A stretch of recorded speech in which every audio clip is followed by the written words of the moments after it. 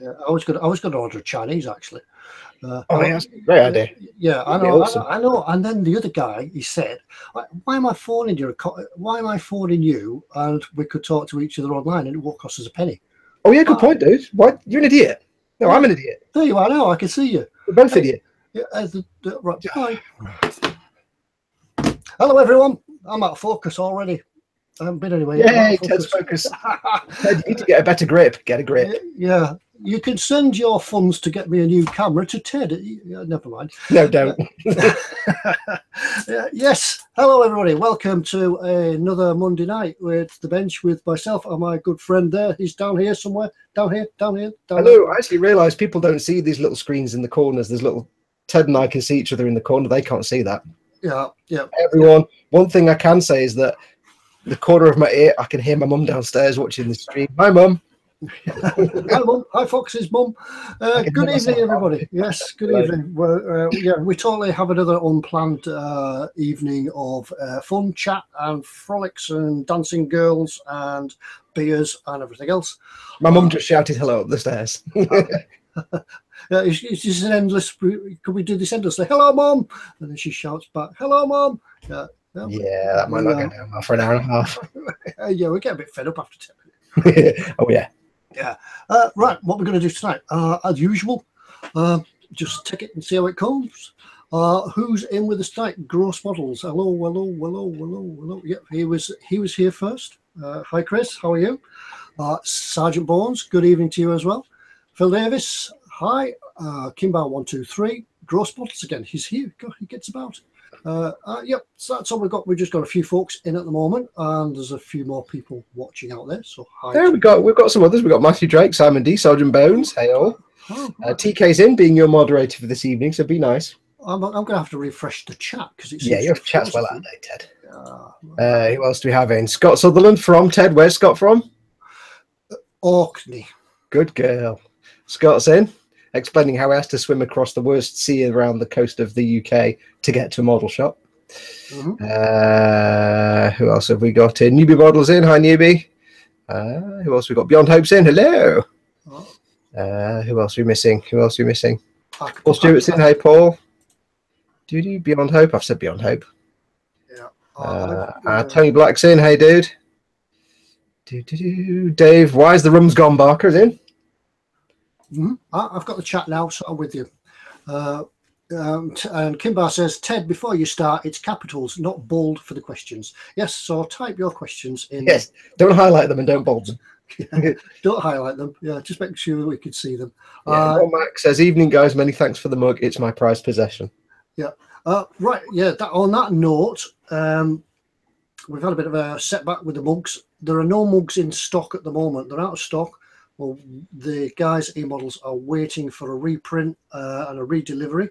We'll still give a mug away, but if you're a winner of it tonight, unfortunately, you're going to have to wait a little bit, but we'll just put you on the list and send you out a mug.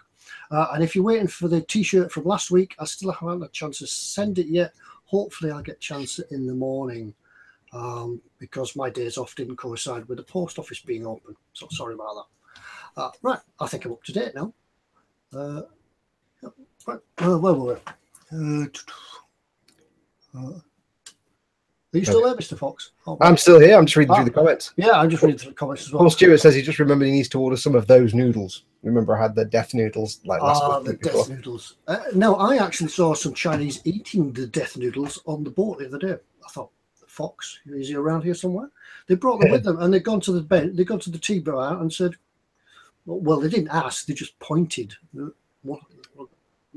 Pointed to the tea urn and pointed to the, so we got the message. To us, they were just pot noodles, but I'm sure they enjoyed them.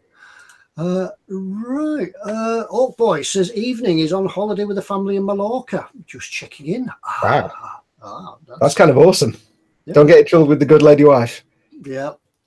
He's probably just told he's nipping down the pool or something and just tuned in. Well, he's there good. I'm on the BBC News website. I'm just checking what's happening in the thing with the place and the people. Yeah, I'm just checking. All right, first question to come in, but we've got yay! Well done. Question for Mr. Fox. He's working on issue 69 of the D'Agostini Falcon. Is that right, D'Agostini Falcon? Do you remember it? I'm doing a deep sigh now. How many screws do I need? I think that may not be a serious question. All the screws. I got to half of that. I got to issue 6. So yeah. What you can do is just wait till somebody else has built it, then buy the magazines off them. Yeah, well, I've got all the magazines. I just haven't got the workspace. But Jeff, if I remember rightly, Jeff's actually cleared his auxiliary workbench, as he called it, on his Diag Falcon. Right. I will do mine one day at some point, maybe. One day. Well, when we'll crowdfund Foxx a new workshop. We can build it out the garden. We'll get the time team, not time team. What's time team? Time team round. Yeah, we'll get time team round to excavate his garage, and then we'll build a new one on top. So all I can hear now is Phil Harding in my head say, "Oh, look at this stratigraphy with the concrete," and then you've got more concrete underneath, Tony. Look at that ancient Roman power lines. It's amazing. Going back to 1976. Anyone who doesn't know what time team is will not get that joke now at all. So, Google time team. It's a guy with a hat that looks like it's got oil around it. All right, Tony, we've got these layers, you see, and there's ancient Roman shards. I'm really excited about this. Yeah, really excited that we've got this evidence. But how do you know? Right, back to the seriousness. Ron Max says, question, what's the cheapest way to polish a canopy? Tamiya compound is too expensive. Toothpaste. Toothpaste, cheapest way. Maybe not the best way, but it does work. Yeah, works. Yeah, toothpaste, Brasso, something like that. Yeah, just a. Actually, I did try Brasso on a canopy once, and it made the canopy go kind of cloudy and crinkly and crackly, but it may have just been a crap canopy. So, also the fumes from Brasso kind of make you go a bit squiffy. So, but toothpaste the cheapest. It's not the best option, but as long as it's not too heavily scratched, it does actually work really well. Yeah, if it's not too heavily scratched, you can even just try, instead of polishing it, just try dipping it in clear. That's one of the things that Humbrol clear is actually good for. I don't use it for anything else. I just use it for dipping canopies. And if you don't get it to puddle, it works out quite well. But try dipping it, and then if that doesn't work, toothpaste. Yeah, if it's very fine scratches, like you've perhaps say sanded it for whatever reason with some fine sandpaper or sanding sponge, and it's really fine, then sometimes, like Ted says, just dipping it can actually fill those in and hide them. You'd be surprised how just taking a canopy and dipping it in some, either the Humbrol Clear or the Pledge Multi-Surface Wax or the 2 times more shine type stuff, just dip it in and let it dry for 24 hours. Sometimes that can actually fill them in quite nicely and hide the, if they're really fine micro scratches, it might get rid of them. But yeah, unfortunately, Ron Max says the canopy is attached to the main model. The main model. Yeah, it's a bit unfortunate. Try polishing it. See what happens. Nothing to lose, really. Yeah. Right. Gordon, George, and Piggyback says, "How long till the next Mark 7 U-boat?" Right. I was going to do an update on the U-boat this week. In fact, some of you may have had a weird pop-up saying that eModels was live. That was just as I was testing to do a live stream update. I was going to update you on the U-boat, which is all here as bits fall off. He's broken it live on telly. I've broken it live on telly. I was going to put the actual U-boat together live on telly, so you can come along and see it. That's how I was going to do the next update. But unfortunately, things got a bit muddled up in the background, the behind-the-scenes sort of stuff, the technical bits. So we're sorting that out this evening, and I hope to get you a live stream in the next day or so. So make sure that you subscribe to the eModels TestTube YouTube. eModels TestTube. The eModels TestTube page. Click the little bell as well so you get notifications, and you'll be able to catch up on that in the next couple of days or so. So I'm all ready to go. The bench is covered in bits of model here, just ready to film. So yeah, that'll be something different, something we could trial out, and if it works, we might do it again. Yeah. A couple of quick things that have come in. TK says, when we're talking about dipping a canopy in glosses, can you brush the clear on? You can do. 95% of the time it'll look terrible, because you don't always get the same perfectly smooth self-leveled surface when you brush it on. You really want to dip it if it's a clear part, like a canopy, something like that. And somebody asked a question here. Ron Mack says, what do you guys think of the new Star Trek trailer? I don't like the Klingons. He's talking about Star Trek Discovery. Ted, you can snooze for a bit if you want. Yeah, wait, we haven't been finished on that one. The new Star Trek series on CBS All Access, but we'll get it over here on Netflix. And it's got these funky new Klingons, but there might be a reason for that. There might be. I'm quite interested in it. There might be a reason for the Klingons looking like that. And the theory is they're on some kind of they're ancient. They're like ancient Klingons that have been away floating about in a sarcophagus type ship, or that's a resurrection ship. Nobody really knows, but the theory is they're not the Klingons that are around at the time. They're like ancient Klingons, and they've come back. I don't know, but I can live with it. It looks all right. Mm-hmm. All right. Yeah, I'm still got the bad taste of Enterprise in my mouth, so. Gross. Chris said Orville looks good. Is Orville in this film? Orville. I wish I could fly. Oh God, don't start that. No, Orville's a comedy spoof kind of Star Trek series that just happens to come out at the same time. It's a Seth MacFarlane series, and it actually looks more Star Trek than the new Star Trek series. It kind of looks like Galaxy Quest. I can't say I'm not interested in Orville, but yeah, definitely in the new Star Trek series. Yeah, I'm interested. There's no big green bird in it then. No. The only thing I will say is I don't like the discovery of the ship. I don't like it at all. So when Revell at some point makes models of that, because it will be Revell, of course it will. I'm not gonna get that because it looks horrible. I know why it looks like it does. It just no. Vincent says, Foxx, that's the only good thing about Enterprise. It explains smooth-skinned Klingons in the old series in a logical way. It does. There's a number of times they kind of explain that. But the theory is the ones in a Discovery are ancient Klingons from a long time ago in some resurrection ship. But nobody actually knows. That's just a theory. Anyway, let's move on from Star Trek because Ted's falling asleep. I was going to ask if anybody's seen Dunkirk yet. No. I quite fancy watching it. I quite fancy going to see that myself. And I don't know if I'm going to be lazy and wait for it to come out on DVD or Netflix or something like that, or should I go and watch it at a big screen? I have heard that it's a non-stop 1.5 or 2 hour stressful experience because there's no quiet moments, and it might be best watching a theatre with the surround sound and the loudness. Apparently. When they did a preview of it in a theatre, there's some veterans watched it, some veterans of the Dunkirk rescue. One of the veterans said, it was really good and it reminded me of so many things, but it wasn't as loud as that in reality. Well. Yeah, it looks quite good. I might go and see that on the big screen, maybe. Yeah, I don't often do the cinema because it's far too socially awkward for that nonsense, but I do sometimes. Yeah. TK says, while on Star Trek, did you see the new Morbius prototype model? Yes, it was on tested. They had the guy from Morbius with the Franklin. I think it's the USS Franklin.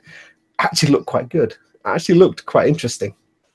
And I've been having thoughts over the last few days. I've got my big stash of models to make. Obviously, I've got various things that I want to do. Once I've got this Eagle done, and I've got to do my big Gundam, and I've got my Deep Space Nine runabout, but I do in the loft have a Voyager.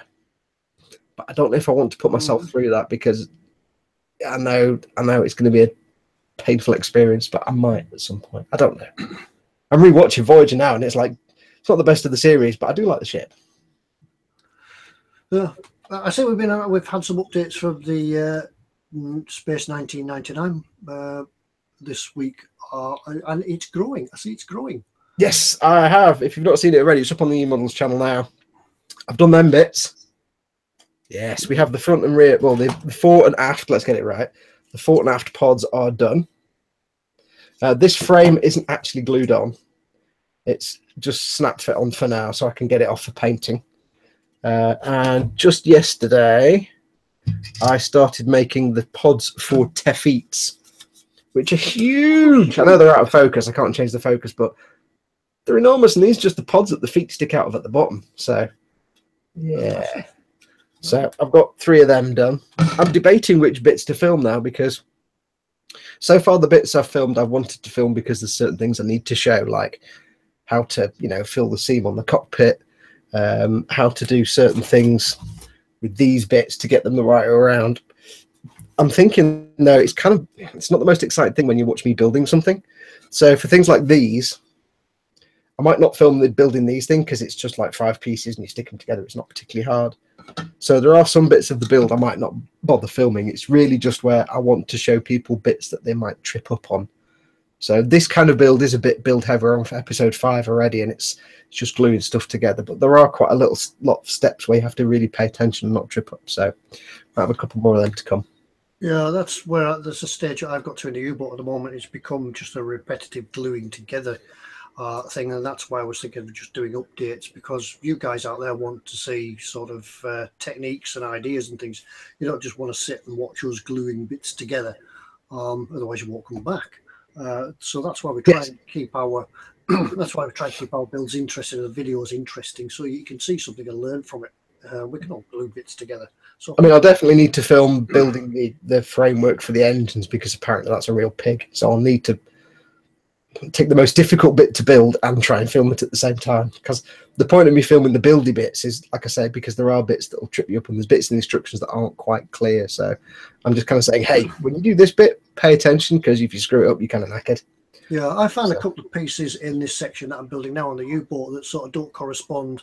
The parts don't correspond with the instructions, so it's just a matter of pointing those out. So if you do get the chance to build it, hopefully the information's there.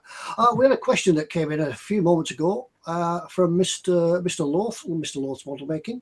Question: using MIG matte aluminium as the base coat for the Hasegawa plane, matte coat satin, excuse me, I'll get close to the screen. Do you want to start that one again, Ted? Because I lost you already. using MIG matte aluminium as the base coat for the Hasegawa plane. Matte coat, satin or gloss? Aluminium. Do you want to know what the base coat is for the Hasegawa plane? Depends. Bear in mind, the underside of it will remain aluminium and the rest will be sprayed with chipping fluid.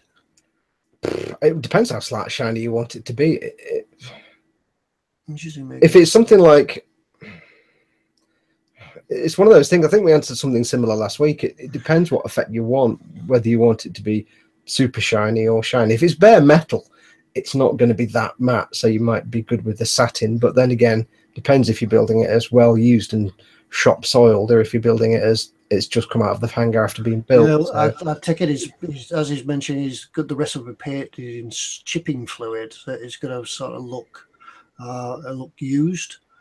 I'd say maybe I'd go with the satin one. Yeah, at least start with the satin, because then once you've got everything on there and you've got everything painted up and you can see it, you can look at it then. And if it's not, if you want it more shiny, you can, you know, you can do a gloss coat over the top and take it from there.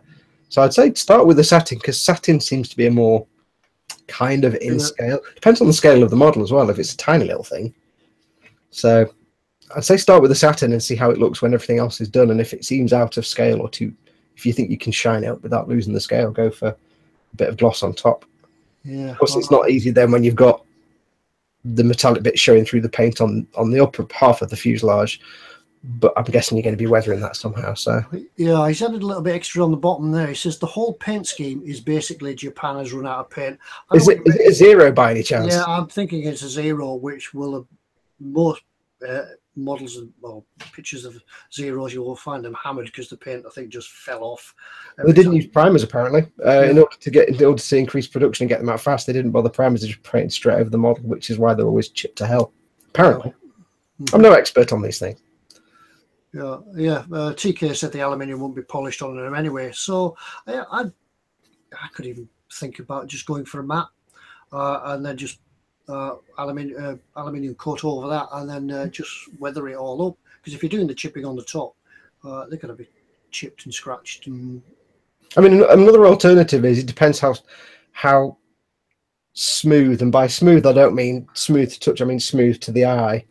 I've often got that kind of, you could do it with your matte aluminium, but then it might be worth doing a test run on some spare parts and try just dry brushing over with something like Tamiya's chrome silver, because I find chrome silver really, really nice for getting that kind of shiny through use kind of look to a piece of metal. So for example, imagine like you're walking down the street and you get those you know, the bars across gateways where there's like an entrance to a park and you get the metal bars and kids hang on them and they fall off them and break arms. And generally they're like a kind of steel, but there's bits where it's been worn smooth.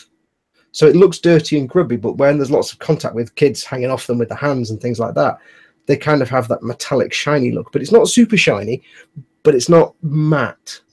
And I found if I'm doing metallic things, sometimes doing your base colors and then doing, you know, you might do a wash of some sort, but dry brushing over to mere chrome silver, you want a brush that's kind of a nice flat and reasonably soft brush, and you want to get most of the paint off, because with chrome silver you can dry brush it on and it will go on beautifully, and you can build it up and fade it and you won't see particles, you won't have little speckles in it.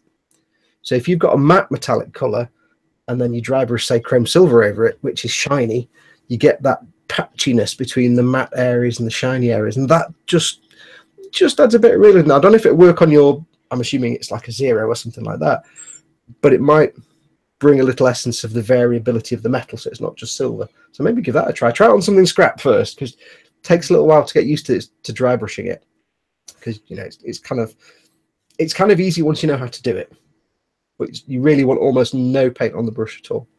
Yeah. Yeah, haven't got that. TK said if it's land-based, it's in Japan, it's near the sea. So yeah, so it's going to get battered. Just put a shark mouth on it. It'll look infinitely better anyway. Yeah. Ten Fox, both film a 2-hour denubbing session. I need background noise for my denubbing, says Mr. Loaf. If I filmed a 2-hour denubbing session, the only noise you would hear was, oh, okay. That'd feel like 2 hours. You could just put it on a loop. Just film a minute and just put it on a loop and keep it going. Yes. Beyond Hope says, Fox, I can't afford the 1/48th Eagle. Have you seen the 1/72nd scale Eagle? And is it worth the hassle of separating out all the tubing? I've seen a 1/72nd Eagle. I don't know which one it was. It might have been the MPC one. It loses a lot of detail. For example, the nose section, if it's the MPC one, the nose section here, you can see it's like this nice round shape, and then it latches on like that. So you get this nice defined area. On the 1/72nd one, it's just like a molded piece. And on the 1/72nd one, if it's the MPC one, I think, all these bits in here that are all these little greeblies and tubes and doodads, on the 1/72nd one, it's just solid. It's just a solid. You get the tube pattern, but it's solid. So to me, I'd be looking at it going, it's missing all the detail. But if you can't afford the big, you know, 1/48th one, it's still a nice little kit. So I'd say, yeah, go for it. If that's the one you can afford, grab it, because you can always have a fiddle with it. You can play around with it. I have seen people drill out these tubing parts, because these are solid on the 1/72nd. I have seen people drill these out. If it takes a lot of effort, and if you've got the patience, you could make it look, you know, pretty cool. Stick some greebles on the inside. So there's nothing wrong with it. It's not as accurate, but it's still a fun little Eagle, and it'll certainly look good once you've painted it up. But I've seen it where people just paint in the little tube bits black, and it looks fine. So yeah, go for it. If that's the one you can afford, not a problem at all. It's not it's not the price or the size of the model. It's what you can afford and what you're going to enjoy building. I think we spoke about this. And at the end of the day, it's an Eagle, so by default, it's awesome anyway. Yeah, it's awesome. Yeah, it's awesome. Steve Shed scale models. Well, I haven't seen you before, Steve, so welcome. He's just bought the H&S Harder and Steinbach Evolution today. Congratulations on that, and I know that you'll be very pleased with it. Ted has one. I did the little video of the eModels cleaning one out, and I'm like, this is a really nice airbrush. Yeah, really nice pieces of kit, nicely manufactured, nice in the hand, and it feels quality, doesn't it? I know when you got one and you took it to bits, and it was quality. Yeah. And, I mean, that nozzle, the nozzle just pops out. It's like, this is brilliant. I can change the nozzle. There you go, done. The only thing it didn't sell me on it was it wasn't trigger. I wish they did some trigger brushes. If they did trigger brushes, I would lay down the money for an Hydra and Steinbeck, because I really want one, but I can't do that. The button, not for more than 10 or 15 minutes with my funky hands, which is a shame, because I really want a Hydra and Steinbeck. Yeah, One day, maybe they have got one brought out. We'll send them a request for a trigger. Yeah. Or somebody will they'll make an adapter that goes on to make it a trigger. Because you can get some brushes, you can get adapters that go over normal airbrushes, and they make the button into a trigger, and you can do it that way. But if H&S did a trigger one, I'd be like, Pete, mate, can you send me one to do a video on, and then you might forget to ask for it back. Yeah, that wouldn't happen. We'll review it, but just might not. Yeah, sorry, Pete, must have got lost in the post. I did send it back, honest. No, dog ate it. Sorry, you haven't got a dog. Yeah, I know. Bye. Sorry, there's noise on the line. Yeah, a question from Enigma Model Making, Adam. Hey, Adam. Adam, would either of you ever do a historic tall ship? And if so, which one and by what company? Dust catchers. There is one tall ship that if you're ever going to make a ship, you have to make. Yeah, the Victory. And we all know what it is. Yeah. Obviously, for us Brits, it'll be the Victory. No. If you're going to make a tall ship, you have to make the Cutty Sark at some point. That'd be the second. It's like you have to make a Spitfire, you have to make a Sherman tank. You have to make. You have to build the Victory and then the Cutty Sark. Yeah, but the Victory's like that big, and the Cutty Sark's thousands of feet long. But I did make one when I was much younger. Didn't enjoy it. If you pardon the pun, it's not my wheelhouse. Pardon the boating pun. There, you see what I did? Wheelhouse boat. See what I did? So aye, Captain.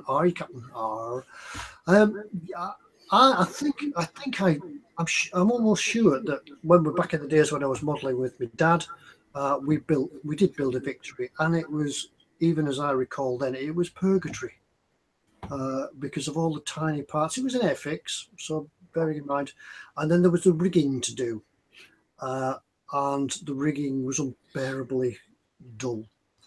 And then when you built it, they immediately attract the dust, become very dusty overnight, and then you can't polish them or dust them because of all the rigging. All the rigging collects dust, all the dust collects on the deck, and no, that's put me off tall ships for life. I'll sail on them.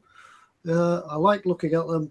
I like talking about them, but I'd never build one. So sorry, Adam, not for me. Yeah, I mean, there is nothing quite as impressive as a beautifully built small scale, so big model, small scale sailing boat, like proper, multi-mast clipper or cutter, aren't they? Clippers, cutters, and things like that, or those kind of tall ships. They look incredible, but yeah, I wouldn't have the patience. I mean, I've got the patience of a gnat. And people that make them from wood, even if they're kits, but they make them like TK made his Drakkar. TK will never make a Viking longship out of wood ever again. I don't doubt that for a minute. But even just plastic kits, they can be absolutely gorgeous when you've done them. And I've seen some that are incredible. But when I was very much younger, for some bizarre reason, my mum and dad's made a model of the Cutty Sark. I was about 10 or 7 or something. My mum and dad's family friend, made a model of the Cutty Sark and gave it to me as a gift. He made it for me as a gift. I'm like 7. I'm like, that's not a spaceship. And then it got broken. And it's only now later in life I realized how much time he would have spent building the damn thing. Because it's a bit like me spending months and months making something and give it to my friend's kid.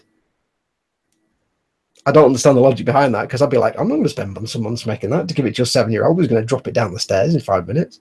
Yeah. But yeah, I think maybe I will one day, but I have no plans to go anywhere near big ships at the moment. Yeah, I'll take back on that. I have built a tall ship, a Lego one. The Lego one was all right. Was it a pirate ship? Was it pirates? It was a pirate ship. Pieces of 8. The only thing, I mean, this is just my experience of all the kits as well. When I have, because I had to say, when I was younger, I tried making some. The sails were always terrible. I mean, this is old Airfix kits. The old with the vac form sails. They're just like, I don't like this. They just don't look right at all. You couldn't make them out of fabric because they'd be completely out of scale. So maybe one day. I do need to at some point make a model of the Titanic. Yeah. Kind of have to make the Titanic, and I've got to make that damn space battleship Yamato that's up there as well. Looking at me. Do the Yamamoto. Do that first, and then build the Titanic. Yamato. I won't sing it. I'm gonna actually, when I do my Yamato, I'm sure everyone has to see that built. when I do my space battleship Yamato, I'm actually going to add rigging to it. I know there isn't actually rigging on the real thing, but I'm going to add wires to it just because. Why not? It's your model. You do it as you want. Yes. Yeah. Dave, where's the rum gone? Says his son-in-law wants him to build a Victory. I said, on your bike, mate, unless you want to do the rigging. Yes. Yeah, because I mean, the other alternative is you can get the rigging that comes with the kit, which is often that kind of weird rubbery stuff. So it's like, if you did it up to full size, it'd be like this wide because it's completely out of scale. Or you could use Easy Line to make your own. And I've tried using Easy Line a few times, and it is brilliant stuff, but it's really hard to get it just to attach in the way that you see people do on the YouTubes when they go, here you go, it's attached. No, I end up with glue everywhere trying to get it to attach, but you can do it. Yeah, it can be done. There is proper scale model boating rigging out there for your rat lines and all your standing rigging and your running rigging and everything else, but no. I mean, Adam says in the comments that his dream is to do a Constitution. And all I can think of now is Fallout 4 and the Constitution sticking out the side of the building. But I think, to me, that kind of model shipbuilding is always for the kind of person that spends months and months and months on one kit. I haven't got the patience to do that. I want to get the thing built and painted and move on to the next one.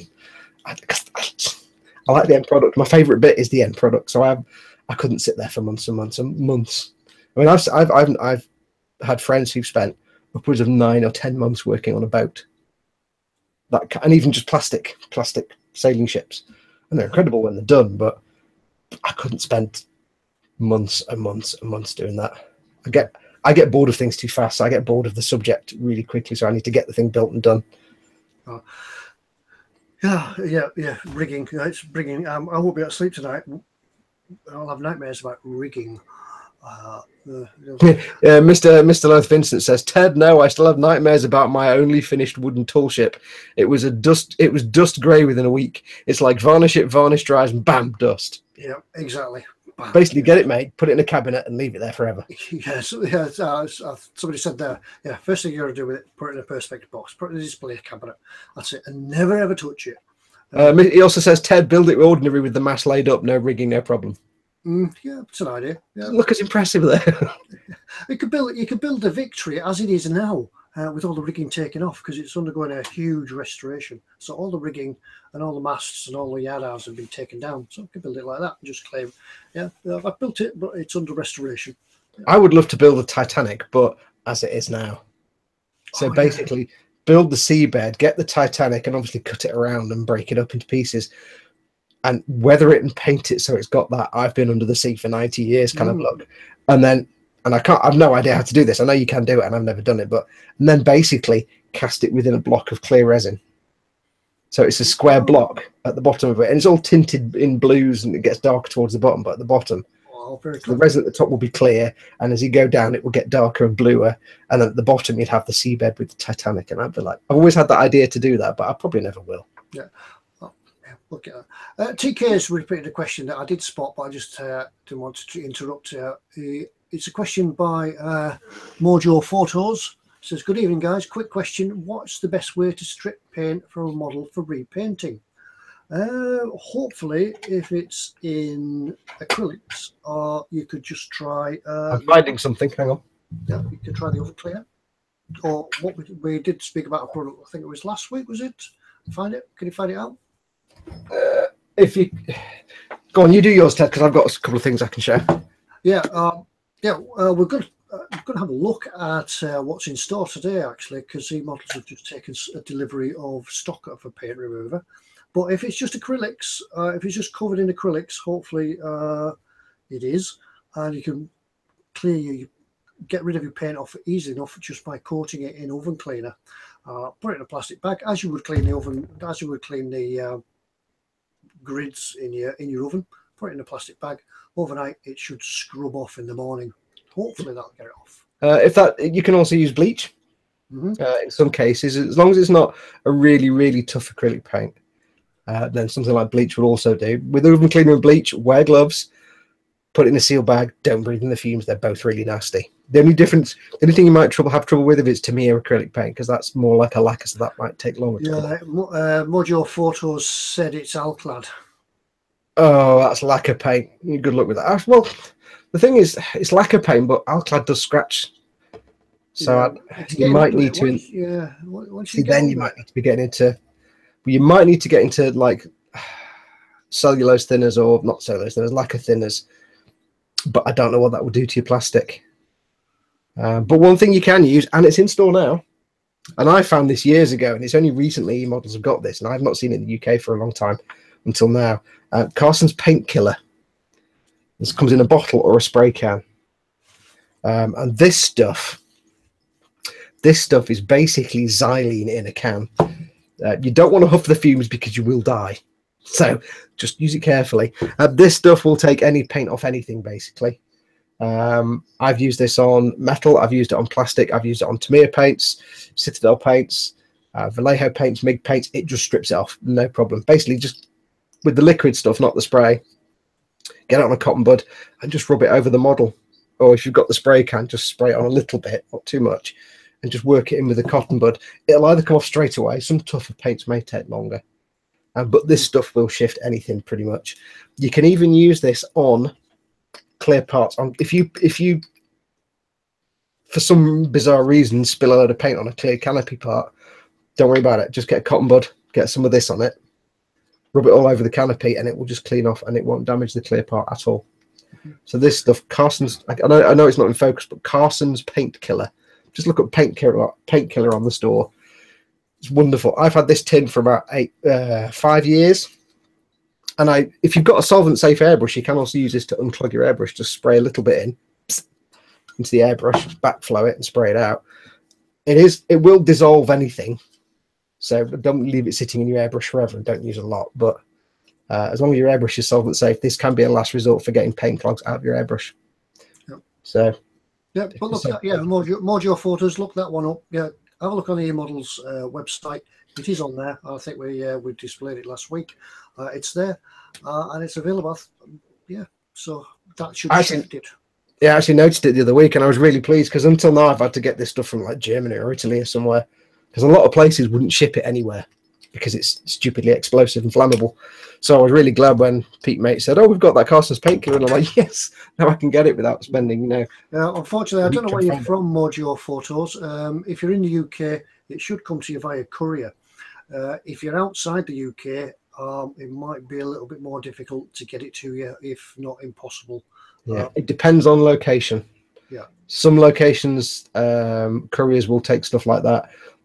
If you're in the US, you probably can't get it. It probably can't be shipped across the US because the US would just explode if you tried to ship that. So some locations. So check out first. Yeah, Modular Photos says it's in the UK. So yeah, yeah, there you go. Solved. There you go. There's only a small number of locations that eModels can't ship various things to, like aerosols and stuff, and that's purely because it's not eModels that can't do it. It's nobody will take it. I can't send an aerosol can to the US.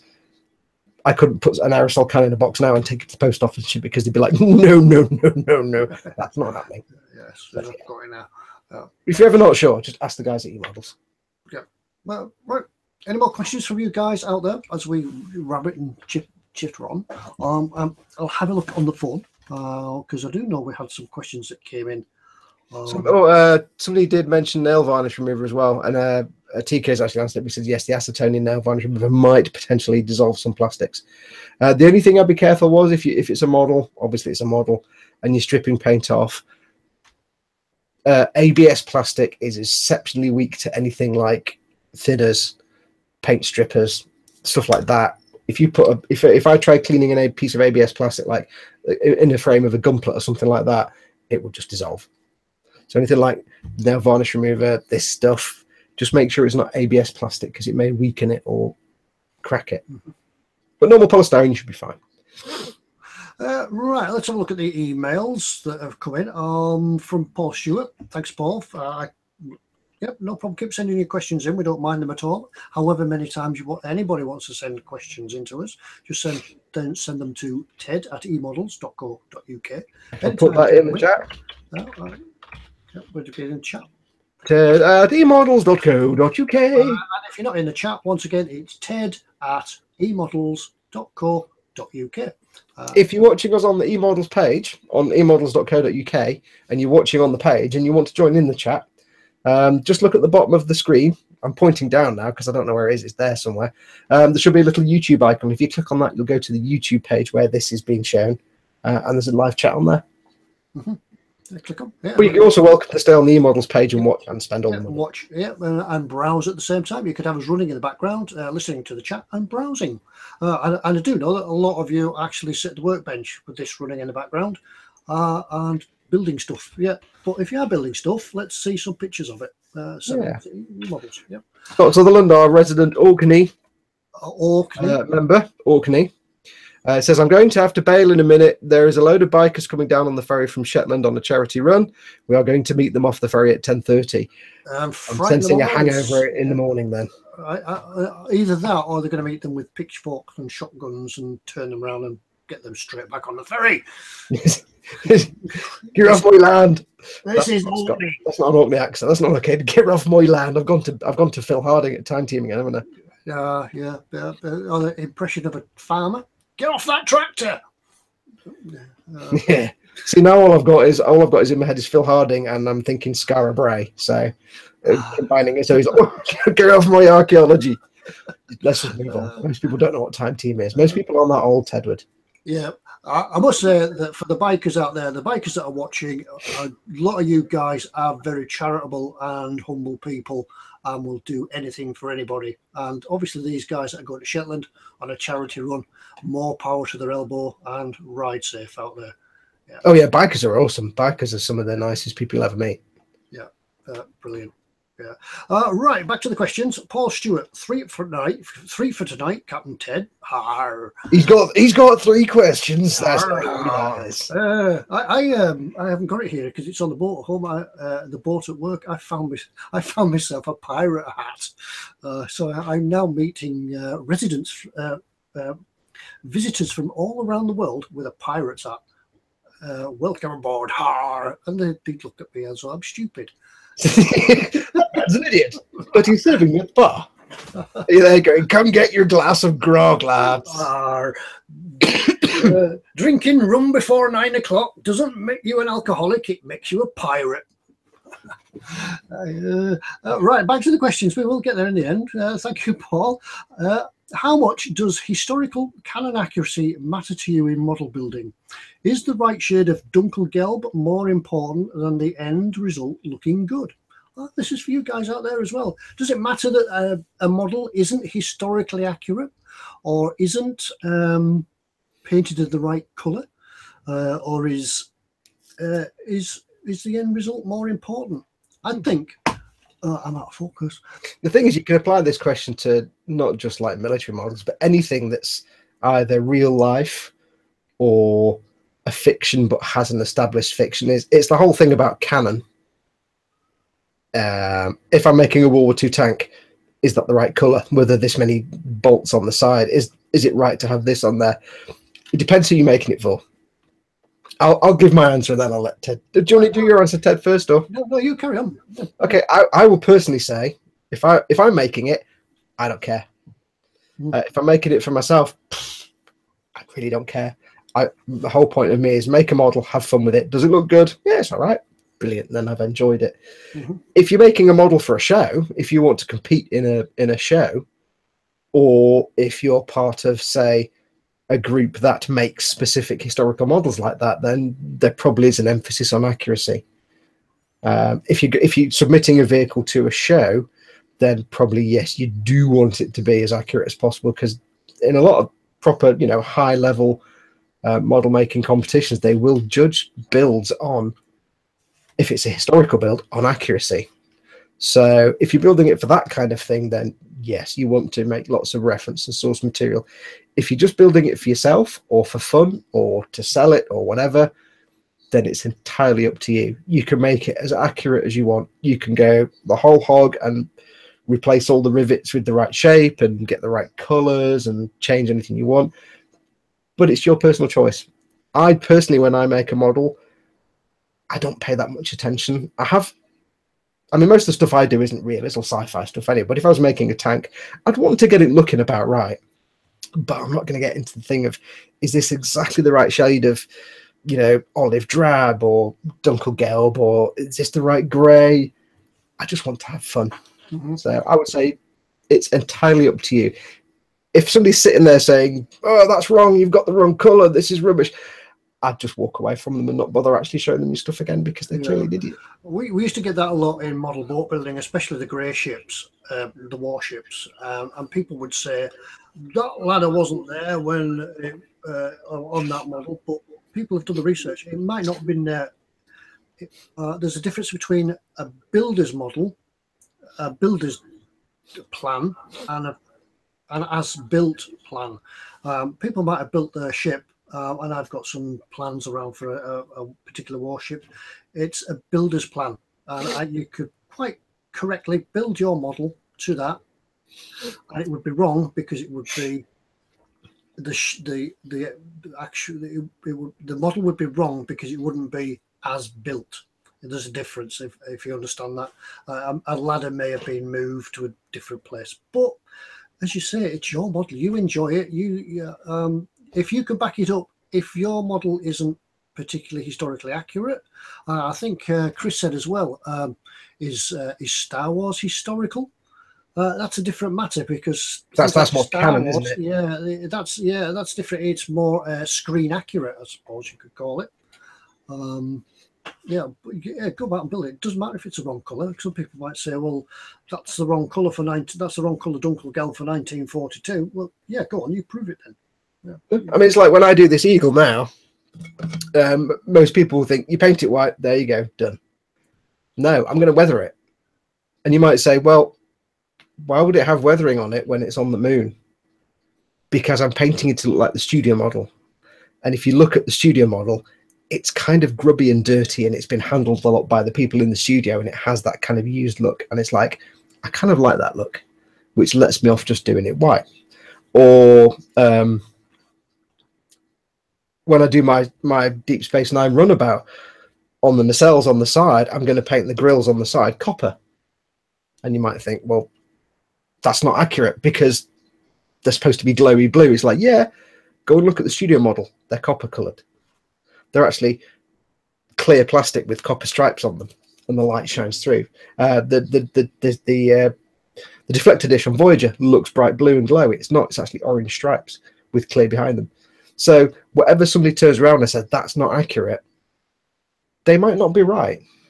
So, you know, I mean, I will always try and look at source material for whatever I'm building if I can. I'll get an idea of it and I'll think, well, I can do that, and I'll do that. Or sometimes I'll wander off from it. But it's entirely up to you. It's entirely up to you.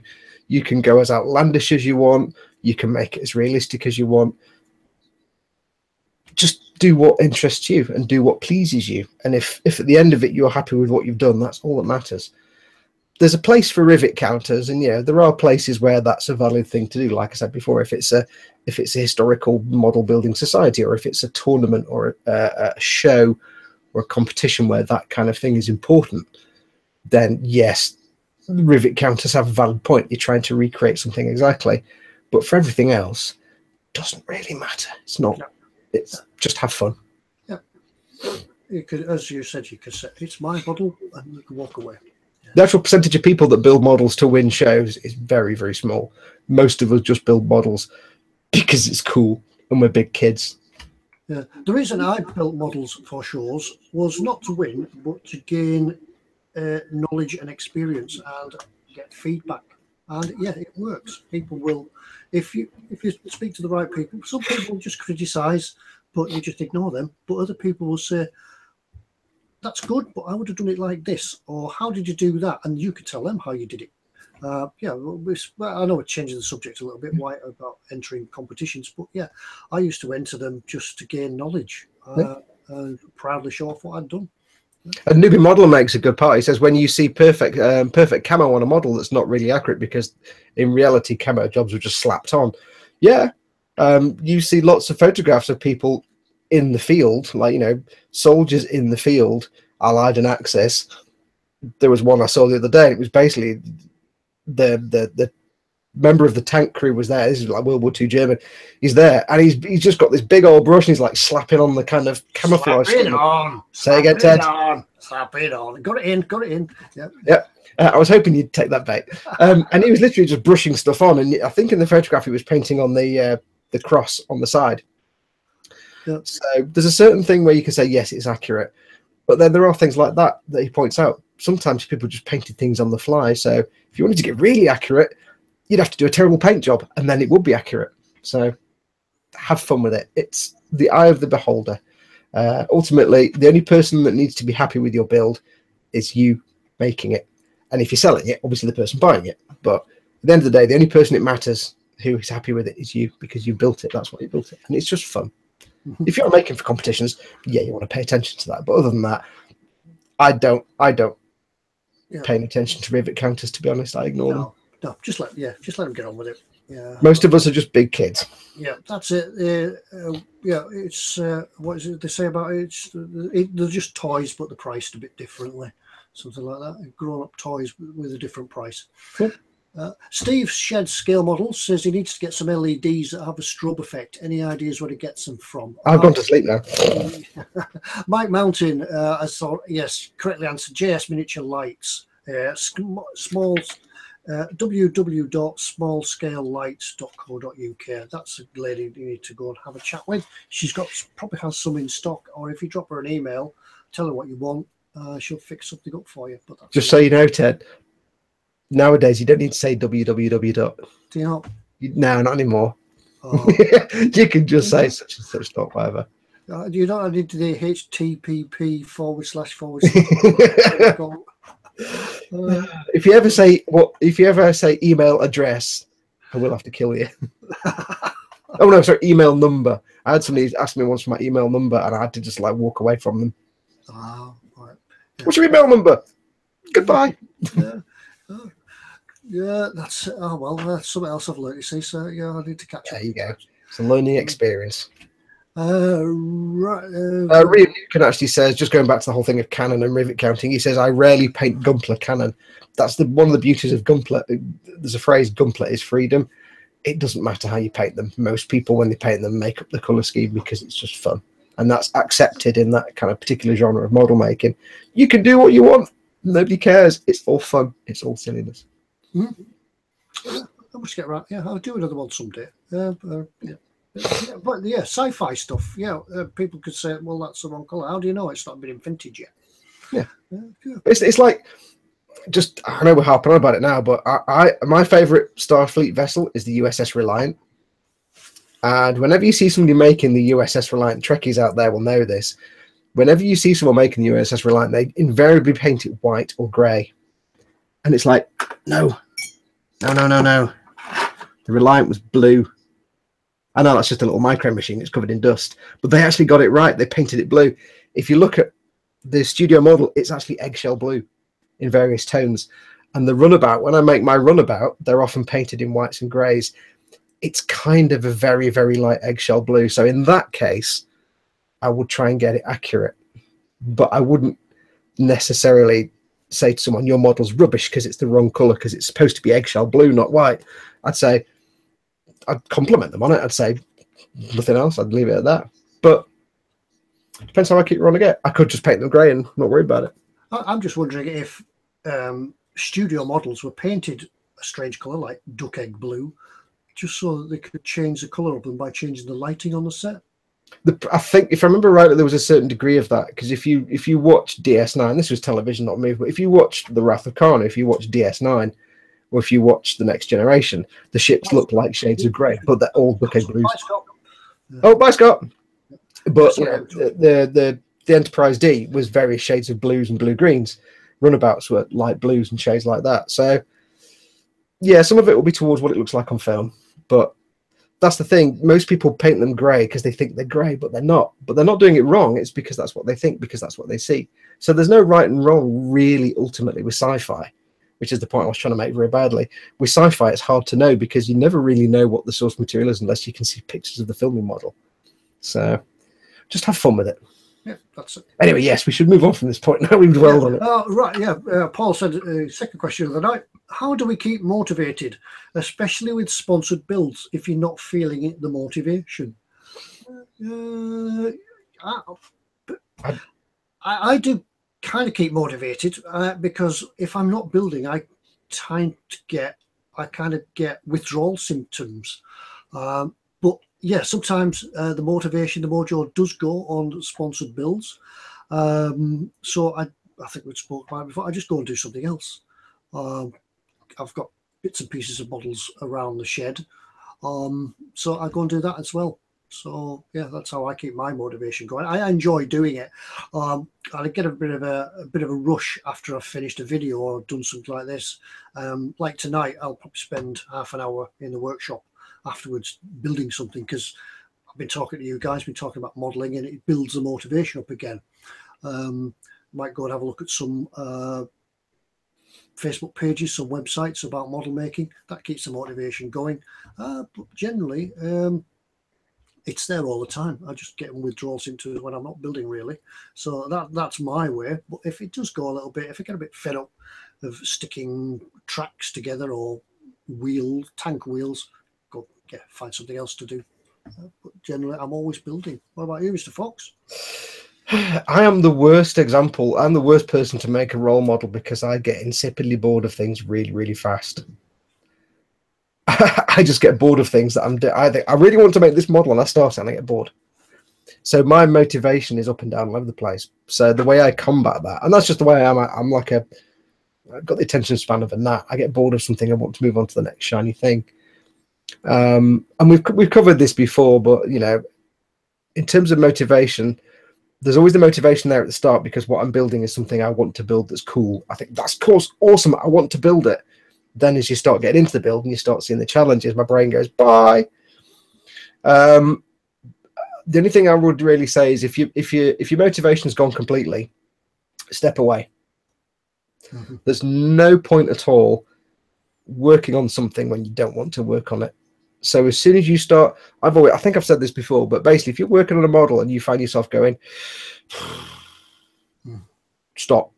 Go off and do something else. Either work on a different model, go and do some gardening, go and watch some movies, go and binge watch some TV, go and play some video games. Just go. And don't set a time limit on it. This is the important thing.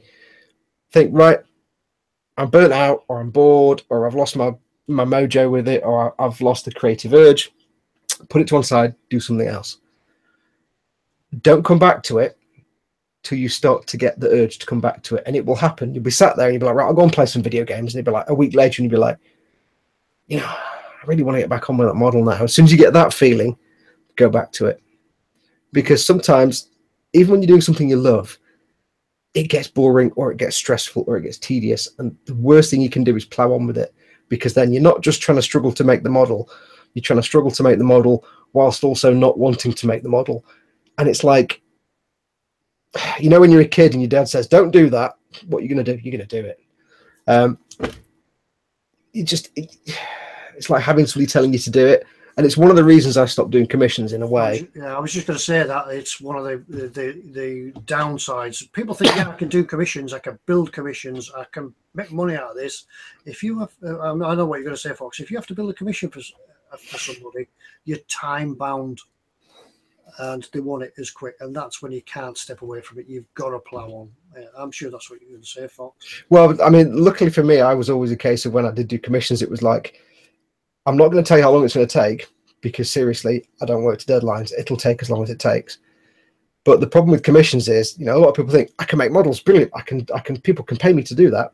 That's great, until you commission to make a model that you really don't want to make. Because then, like I'm saying, when you get burnt out or stressed out, just walk away. If it's a commission, you can't do that. Somebody will say, I will pay you. Here are some monies. Please make this kit. And I'll be like, oh, it's the worst kit in the world. I've made one before, and it's a complete pig, and I hate it. But I'm being paid to do it. So when I was commissioned to build that Revell 172nd U-boat, the V7, the 7C, I'd already built one. Kind of didn't enjoy the experience, but the guy was paying me, so I thought, yeah, I'll do that. So according to my price, he came up with the money. Brilliant. And I hated every minute of the build. Absolutely. But more than the first time I built it, because normally when you build a kit, the first time you build a kit, there's a certain degree of stress, because you're learning how to build the kit as you go. If you build a kit a second time, you've learned from the first one what to expect. So I think to myself, brilliant, well, I'm going to build this U-boat again. So I know the limitations of the kit. I know what cleanup I'll have to do. So what I found was the things that had given me challenge the first time I built it were actually much easier because I knew what to expect and I knew how to fix those issues. And it would have been fun. And it actually came out looking better than my first attempt. It was probably the best one I've ever made. But I hated every minute of it because I didn't want to be building it again. I had other things I wanted to be building, and that's the worst thing. So people often ask me and Ted and Tony, should I do commissions? It's like, well, how much do you want to do something you don't want to do? The money's nice, but it's too stressful for me. That's why I stopped doing it, because it was too stressful. Apart from the fact, if you're doing a commission and you damage it or you break it or you screw it up, you have to then buy the kit out your own money to replace it to start again. So if you're losing motivation, got off track there. If you lose your motivation, just step away. As soon as you get that kind of, step away, go and do something else. And don't put a deadline on it. Just do something else till you get that little twinge. And it might be, sometimes with me, I'll have a period where, for example, I've not done anything on a model for days because I've lost the mojo. So I'll go off and play some Destiny, or I'll watch 100 episodes of Voyager or something, or whatever it might be, until the twinge comes. And it's usually I'm trying to get to sleep at night and I'm having thoughts about painting or modeling and things like that, and doing how I'm going to tackle this particular part. As soon as I start thinking like that, I'm like, right, now I'm in the frame of mind to go back. Yeah. So that takes us on to the next question from Paul, actually. It's how do you deal with builder's block? That's when you do come to often you're sitting down at your modeling and thinking, how am I going to do this now? What way am I going to do this? So Paul asks, how do you deal with builder's block when you're unable to work out what to do to get a required result? That's another, just put it down, step away from the model and have a think about it, or just ignore it. Go leave your model, finish it for the night, step away, and in the morning or overnight you'll think, that's how I'm going to do it. I'll do it that way. I'll try it that way. Or another way is cheat and Google it. Somebody else has done it. There's only one. Yeah, you get to a stage where you think, how am I going to paint that? Yeah, hopefully somebody else has done it, or somebody else has done something like it, or something like it, and you could sort of pinch part of that idea. But yeah, just leave it. Don't think about it. Walk away from the model, and it'll come to you. I know how I'm going to do that, because if you sit there and you're looking around yourself and you're picking up paintbrushes, and you'll just ruin whatever you're going to do, and you'll just have to start all over again. So yeah, leave it. I mean, I'll be honest. I'll be honest with the viewers and say that I've been going through a model's block for the last 5 months, 6 months for weathering, because for the last few months, and I get this every now and then, and it happens to all of us. The last few months, it's been a case where I've got the model painted, and I'm right now I need to do the weathering, and my brain goes, and I just lose the. Normally, I go, right, I need to do this, and then this, and then this, and then I'll do this paint with this effect. But for the last few months, my brain's been like, how do I do that?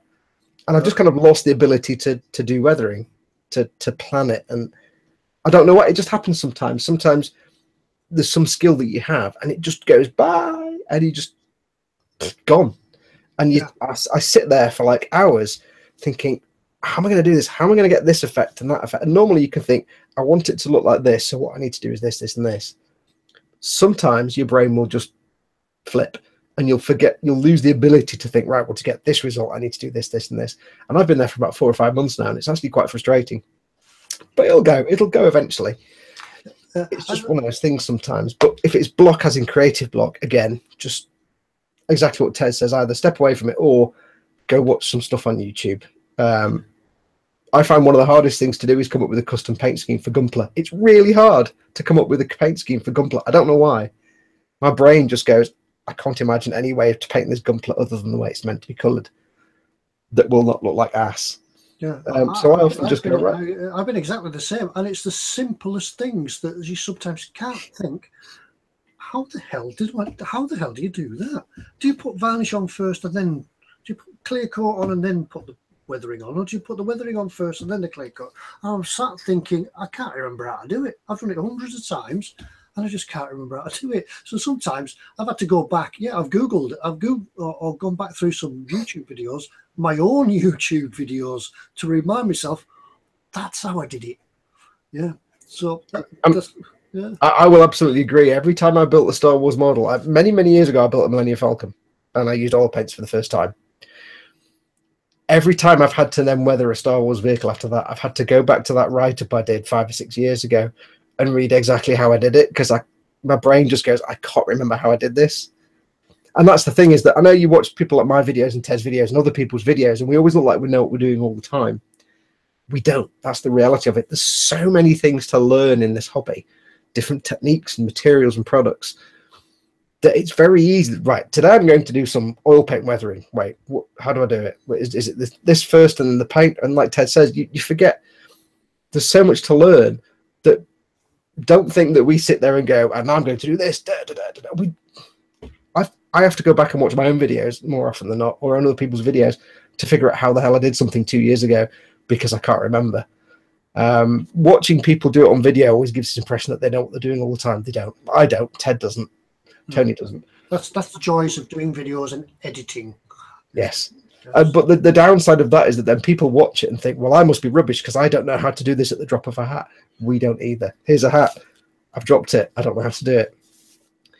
So it's almost like a false reality. And watching things like YouTube and stuff does give you the impression that there's a layer of people that know everything about everything, and they can just weather a model or paint a model.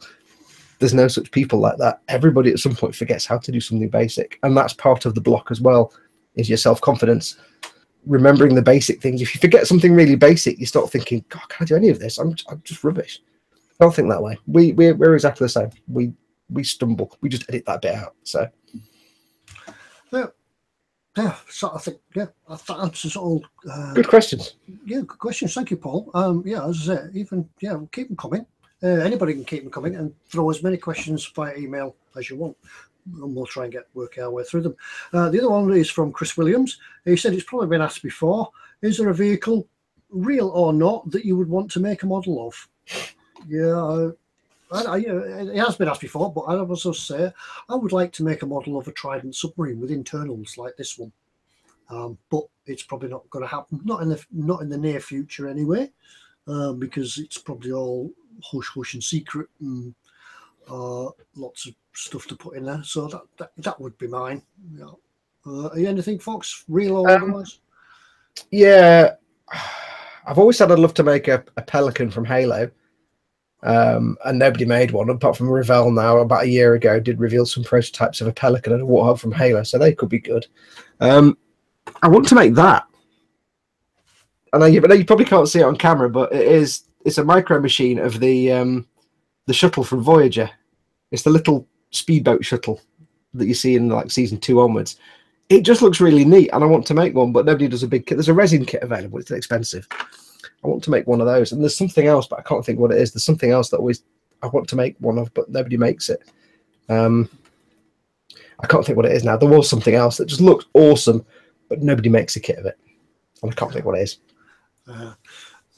Yeah, so it has been Chris. That question has been answered, Chris. As Mike Martin says, pay attention, but we don't mind answering them again. If we get repeat questions, we will try and answer them, because some people haven't been here before.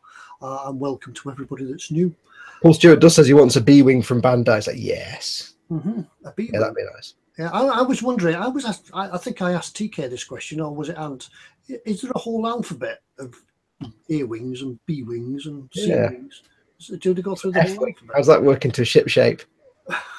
An S-wing, yeah. Yeah. TK says the Defiant, the USS Defiant from Deep Space Nine. I would love to make the Defiant, but I wouldn't want to make the existing kit because it's gash. I wish somebody would make a decent kit of the Defiant. If I was going to say I wish these kits existed, I wish Bandai would do some Star Trek kits, but not the ones they did many years ago that were pre-colored and stuff, but proper kits, because they would be brilliant. They'd be snap fit, they'd be beautifully designed, they'd be nice to put together, and they'd be brilliant. But that's never going to happen. But that would be nice. Yeah, Paul Stewart says A, B, U, X, and Y. Is that right? Yeah. So there's a few. Can I have a vowel, please, Bob? Yeah. Quick, get to the M wing. With the uppercase or lowercase, that's the question. Yeah, bold or capitals? Yes. Jamie Bourne. Hi, Jamie. Hi again, Jamie. Is doing his 110 bust of an American paratrooper, and he's wondering what colours to paint the parachute pack. Do we have any ideas? To be honest, Jamie, I don't really know what colour the parachute packs were. I would thinking there'd be an olive drab type colour.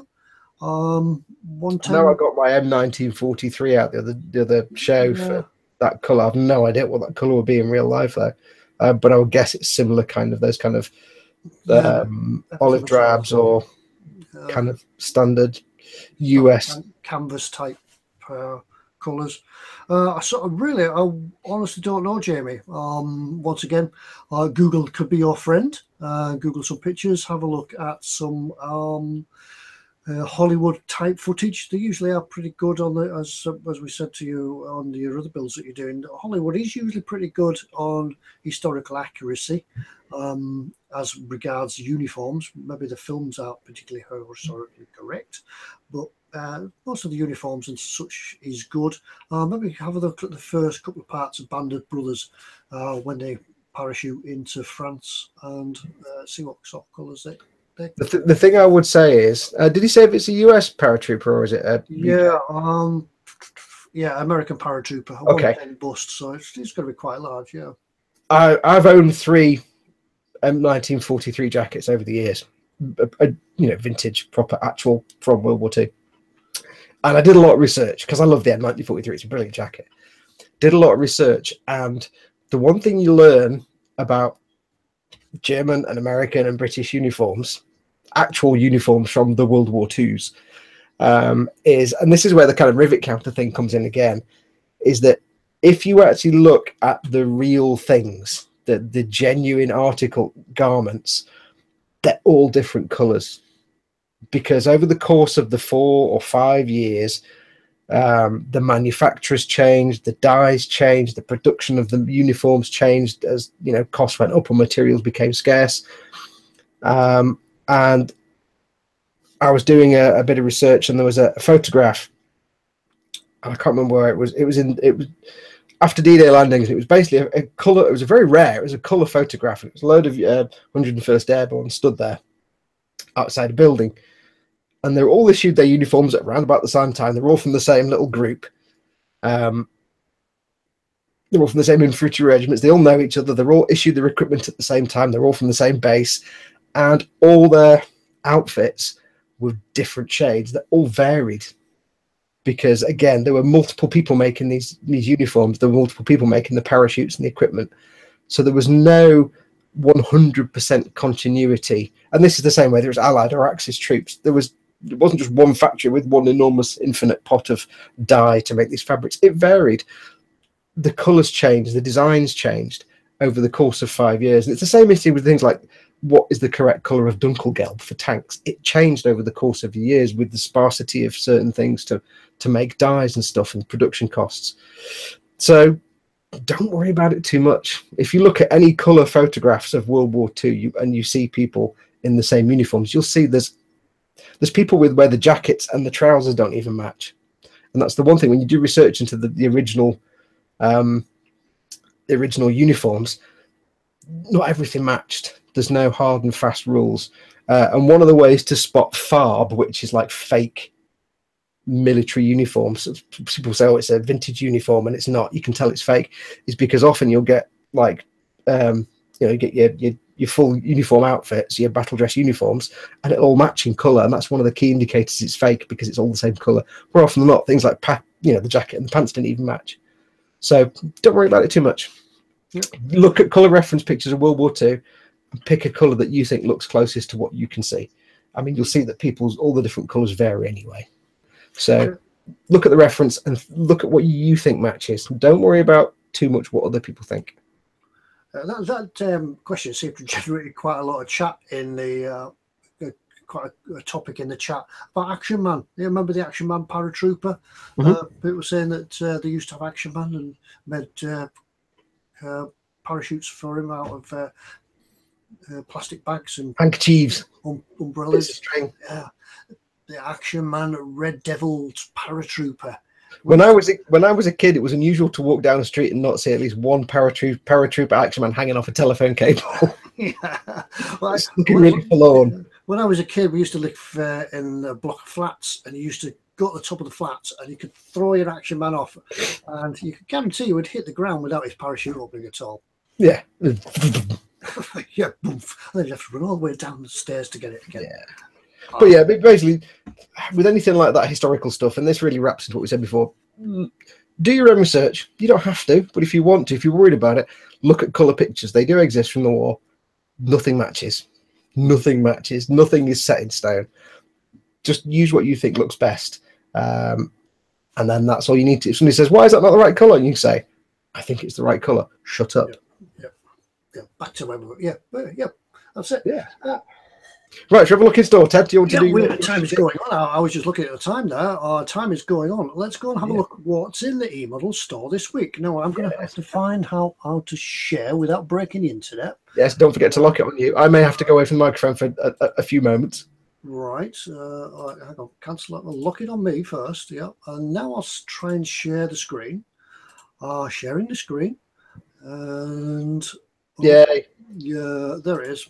Right, I'm going to be away from the microphone for but a few moments. Right, right. There is the eModels homepage where everything starts. You can get yourself in there and have a look on the eModels homepage.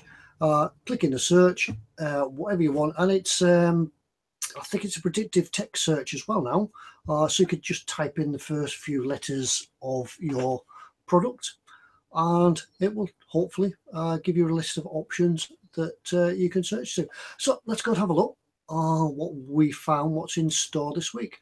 And in the new arrivals, do you remember the Toon tanks? Well, they are now back in stock.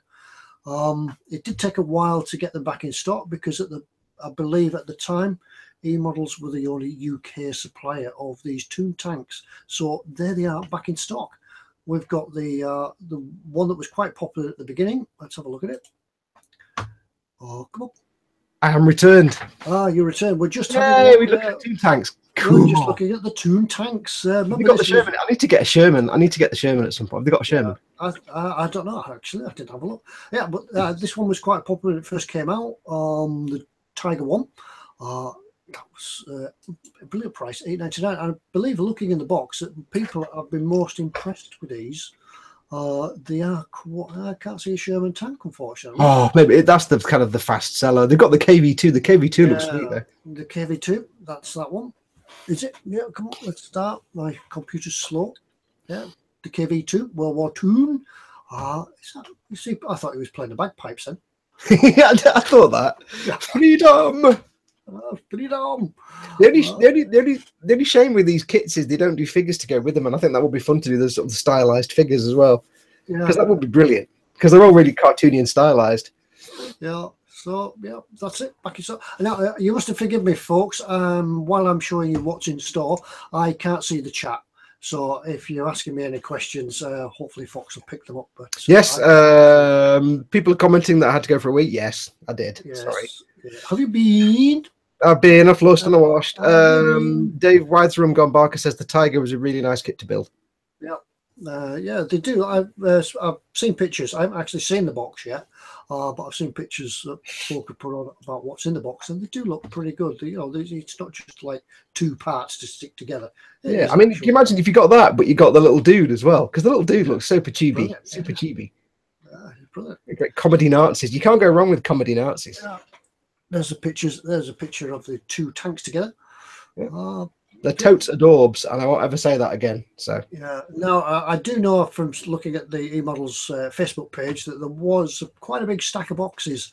But once these sort of things come in, because they're super cheap, they go out as quick as they come in. So if you want one, get in there, get it in your basket. Go get it quick, because last time we did this, they sold out before we'd even finished the show. So yeah, but that was the Sherman. Yeah, that was, and yeah, I think this one was one of the kits that Pete gave away, wasn't it, as well? So we had a chibi. I love chibi stuff. It's just so dumb. It's brilliant. I love it. And there's so much detail in this one as well. Apparently, you can get into the hangar and all sorts with this one. Yeah, you get little chibi planes on your chibi aircraft carrier. Yeah, brilliant, spot on. I must get myself that one. I must get round to doing it. TK does say, when we're talking about the tanks, TK says Ted needs one next, maybe. Yeah. Maybe I could do a quick build for you, paint and weather it, and see how quick I can get it done. Maybe we can get it done in one take. Yeah, for me and you, Ted, quick build is like 3 months. Yeah. You know, we get it done. Let's not deny it. I'll tell the wife I am going in my workshop. I may be some time, and I won't come out again until it's built and painted. Or until she texts you to bring the washing in. In one sitting. Yeah, till I get text. Can you bring the cats in? Can you shout the cats and bring the washing in? Can you remember to feed the cats and rotate the chicken? Okay. Don't feed the chicken to the cats, please. Yeah. Well, you can feed the cat to the chicken. That might be interesting. Yeah. Right. So yeah, there we go. That's the homepage. What else have we got? We've done this one. Oh, right. We've got what's the new arrivals. We've got a few new arrivals this week. There's a helicopter there. There's the 172nd Mil Mi-22. Now, I'm not a big fan of helicopters. Well, they give me nightmares, helicopters. And I'm not a big fan of Russian stuff either, really. But if any of you guys are out there and into helicopters, this looks like it's going to be a pretty big model for 172nd. And it's a very big helicopter in real life, so it's not going to be a small. And those droopy rotor blades. Yeah. Who's that by? eModel. Not heard of them. I don't know much about eModel, so I can't give you any recommendations on that one. What else have we got? Wattington says, "Damn, now I want one," and then he says, "A tank, not a Wii." The power of suggestion. Yes. Yeah, but Wattington, if you want one, get in there quick because they do sell pretty good. Don't hang about. Somebody was asking me before about paint remover. I did see some paint remover on here. Top there, the red one, the Mr. Hobby. Go up again. Yeah, that one, Mr. Hobby paint remover. Yeah, on the left-hand side. Well, it looks a small bottle, so I don't know what sort of paint remover it is. Mr. Hobby does both acrylic and lacquer. So does it say on there? Anybody read Japanese? Does it say in the blurb? This product is amazing paint peeler. Rub paint lightly with a brush or swab moistened with Mr. Paint remover. I mean, you probably work with any of them, to be honest. But at £3.50, I don't think there's a lot to lose. You can't go wrong.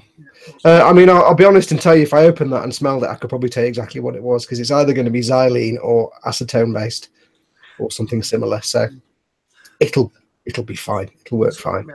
It looks like watching you install, the guys have taken a big delivery of Mr. Colour paints and enamels and stuff in this week, and cracking stuff to paint with. No problems with that at all. And obviously they've got all the auxiliaries to go with it, the thinners and things like that. See, with such a good line of the Mr. Colour paints and the Mr. Colour enamels, I need to needle them to start stocking Gunpla now, don't I? Because the guys will always try and do what you want. The Italian sailors, or if you're into figure painting, 172nd Italian sailors, they could go on your historical historical ship, should you decide to build it. Everybody likes a nice Italian sailor.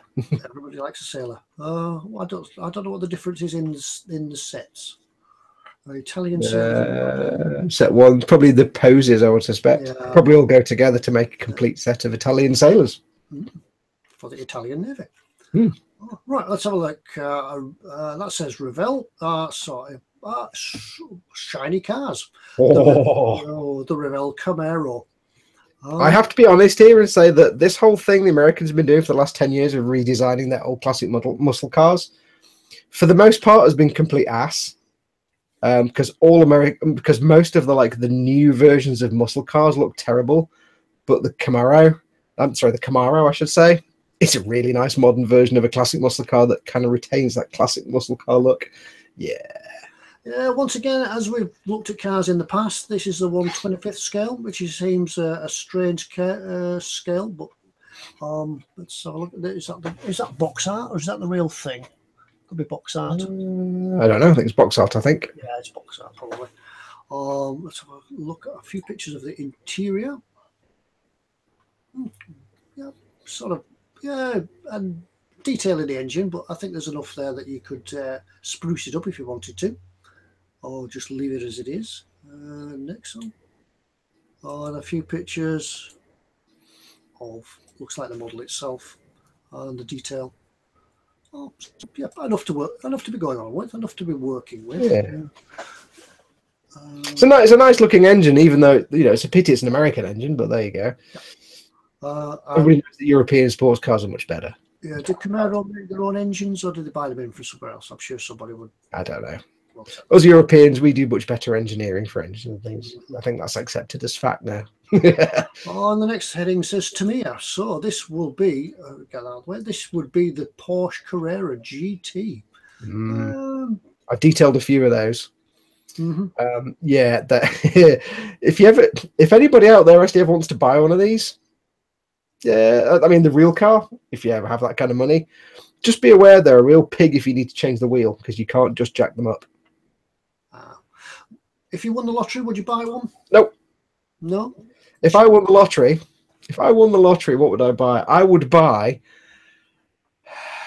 if I won the lottery like millions and millions, I would buy a Mark III Cortina and then pay someone to make it modern, as in the engine and the mechanical parts, but retain the original body. Because the Mark III Cortina, kick ass.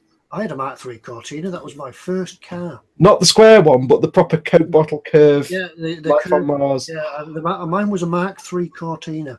Oh, I would have a Mark III Cortina, but with the engine and the mechanical parts and the wiring modern dayed up, but the interior and the chassis and the interior and the body shell original. Yeah. And have it just done to factory condition. So basically a modern car that just happened to look like a Ford Cortina Mark III. Yeah, I'd be in heaven. Either that or a Series 3 Land Rover, again, modernised up to modern day standards. Yeah. I'd have both, actually, because I'd be a millionaire. Why not? And also a Batmobile. My Mark III Cortina was fantastic. It was before headrests were invented. Before they put headrests on cars, so you had them slot over headrests that you could buy as extras. Remember them? Dave Wise, the Rumbarker, says his first car was a Hillman Avenger. We used to have a Hillman Imp till the floor fell out.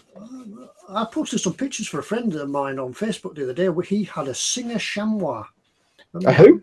A Singer? God, that's going back to like the 1700s, isn't it? Yeah, it was a Singer Chamois. It was like the sporty version of the Hillman Imp. Wow, Singer. There's a brand you don't. My dad used to have a Humber. Humber? Oh, right. Yeah, I know that. That's really going back to the vintage times. Yeah. Oh, Tony Black says without vinyl seats. Yeah, I might actually have the vinyl seats replaced in the Mark III Cortina, or even the Land Rover. No. If you have a Mark III Cortina, you have to have the vinyl seats that you get in. They are either freezing cold or you stick to them. Yeah, I used to have a Series 3 Land Rover, and I made the mistake one day of getting in it in shorts. That was a bad move because it was the proper vinyl seat. Yeah, they're either burn your skin off in the bright sunshine or be freezing cold in the winter. Anyway, moving on. This is something different for you. Yeah, it's a bit different this time. Yes, if any of you RC fans out there, this is the Tamiya 110 Top Force RC kit. Sorry, the what, Ted? What did you say? It's the RC kit. RC, all right, Tony. RC. Going all time team again, aren't we, Tony? We're going all time team or pirates. Pirates. Avast behind. Yeah, avast behind me, hearties. Splice the main brace and walk the plank. Yeah, any of you RC fans out there, this is from Tamiya. I know that they do make some pretty cool RC stuff. And it's not all cars as well. They do some tanks as well that can be RC controlled. Yeah, a lot of their 1/16 scale tanks are actually either they're also available as remote controlled, or they're designed in such a way that they can be adapted for remote control. But Tamiya have done RC stuff for years. Yeah, it's always been good. There's a few details on this one. If you want to have a look at it, it's number #47350. You could have a look at that, or just Top Force. Search Top Force. Top Force. He was a car. Yeah, it's a 4-wheel drive buggy, and it looks like it's just reading from the script here. It's released in '91 and has been updated with 1 or 2 extra features on it. 1/10 scale. It's an assembly kit, so yes, you have to build it. It doesn't come ready to run. It comes out of the box. 4-wheel drive, shaft drive, independent wishbone suspension. The ESC isn't included in this one, so it's probably not going to come with a full radio control set. You probably have to buy that as extra. Yeah, it's got a brush. It's got a 540 brush motor in it, which isn't a bad motor. It can be upgraded. I have to say, when I was a kid, I have some experience with Tamiya RC, because when I was a kid, my dad bought me a Frog, which is the classic Tamiya remote control kit. And this is going back to like the mid to late 80s. And he bought me this Frog, and you can't see because I'm not on screen, but it was really big, and it was quite fun to build because it's a kit. You build it, you build all the components. The motor is pre-made, the electric motor and the battery pack, but you build it, you assemble all the components, you get a little tube of lock stuff, thread lock.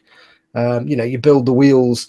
I don't know if they still do it the same way, but when I got the Frog, the entire body shell was a clear piece of plastic, and you paint it on the inside. Tamiya actually do a range of polycarbonate paints, which are flexible. They're polycarbonate based, and you spray them or brush them on the inside of the body shell. And because they're special polycarbonate paints, PC paints they're called, they flex because the bodywork on this. But I had this Frog, and it was brilliant. It was like a little off-road four-wheel drive job. It was great. Great fun. I mean, in them days, the batteries lasted about 5 minutes, but nowadays, obviously, it's going to be a lot better. Yeah. So this is the type of kit that's for you need to buy it for your son, your granddaughter, grandson, daughter, any youngster that you might want to have come along to the park and drive it, and maybe you could have a go now and again. But never mind. Yeah, it says on completion you need a 2-channel radio system, a servo, an electronic speed controller, battery charger and stuff. But I guess if you're already into RC, you may already have that stuff anyway. Yeah, they kind of you just swap them over. But most RC kits don't come with all that kind of stuff. You have to buy it separately.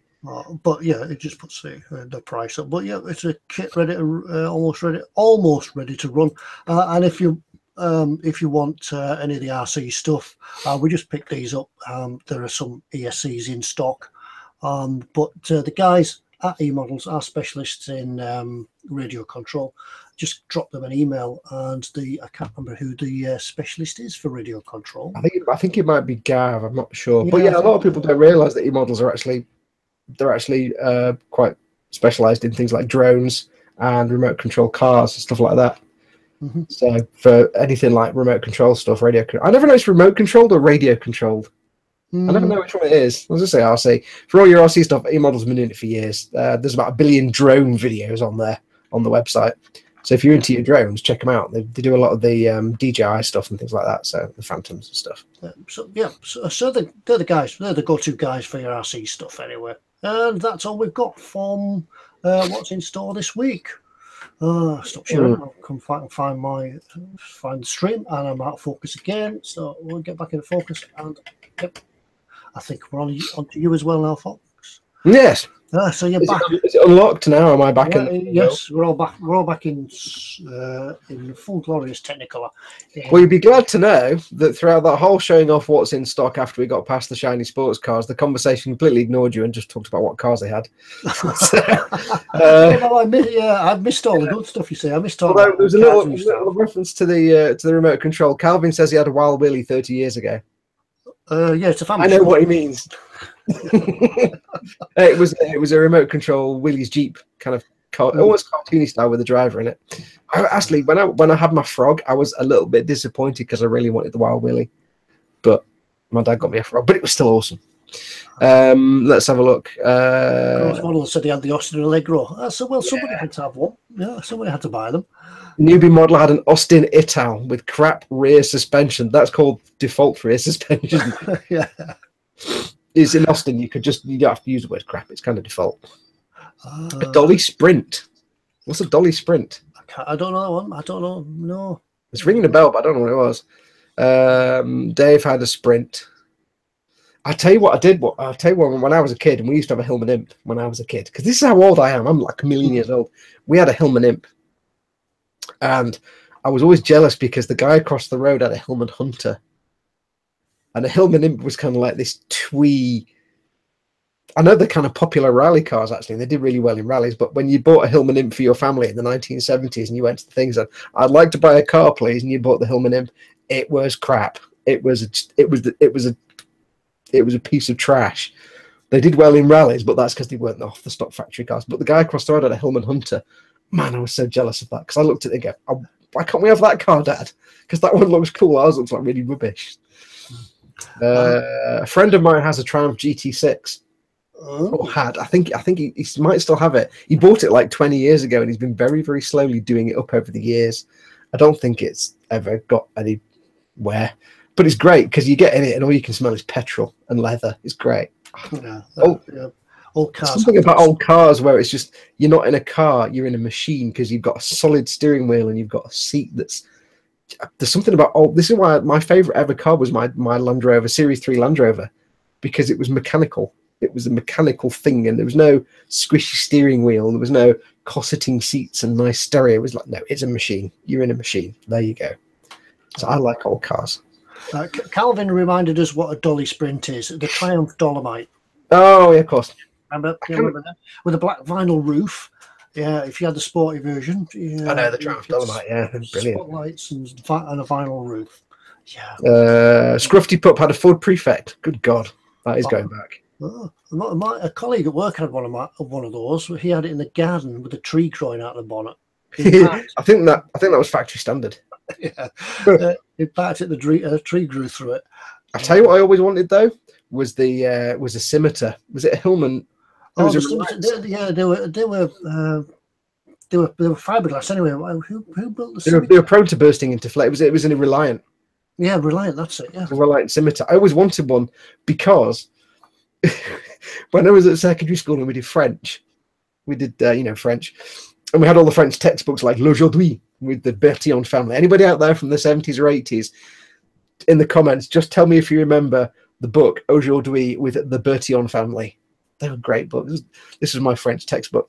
Anyway, there was if ever there was a bad guy, like perhaps Madame Bertillon goes to the store to buy something and she witnesses a robbery at the bank or something, the bad guys always drove off in a Reliant scimitar. I don't know why the French thought that. In the same way, like in the 60s, the bad guy car was always a Ford Zephyr for us. For the French, it was always a Reliant scimitar was the bad guy's car. So I wanted a Reliant scimitar. Oh, now I'm getting flashbacks to Madame Bertillon and Monsieur Bertillon and working at Orly Airport. Kiki the cat. Oh, God. Bonjour, ma belle. Bonjour, Madame Bertillon. Monsieur. Comment ça va? Ça va bien, merci. Take over, Ted, quick. Oh, right. Yeah. Shall we? TK's hinting about a mug that he's already won. Should we do the mug? Should we do some giveaways? I've got to think of some questions. I haven't had a chance to think of. I was going to Google some questions, but now I haven't had a chance to think. Let me think. Okay, we go. Here's a question. Is this for a mug? Yeah, this is for the mug. Okay. I would display the mug, but I can't find it. Yeah, it's because your models run out and yours was dematerialized. Yeah. Okay, so here's the question. Now, don't answer until I say go. So this is for a mug. Remember, eModels are just out of stock at the minute, so it might be a little while before you get it, but we'll keep your name down. And they'll have them very shortly. If you've won a mug before, you are more than welcome to join in with this quiz now and do it again and win another mug. If you don't particularly want another mug, don't answer and then give somebody else a chance. But if you want to win another mug, you're more than welcome to. So anyway, right. So far, people have answered with 43, cheese and onions, Space Marine, bacon, Odo, and I'm in the mug club. Go for it, peeps. And somebody said Space Maureen. I'm making the Eagle Transporter. This is the pod that the foot goes in. I've made 3. How many should there be in total? Go.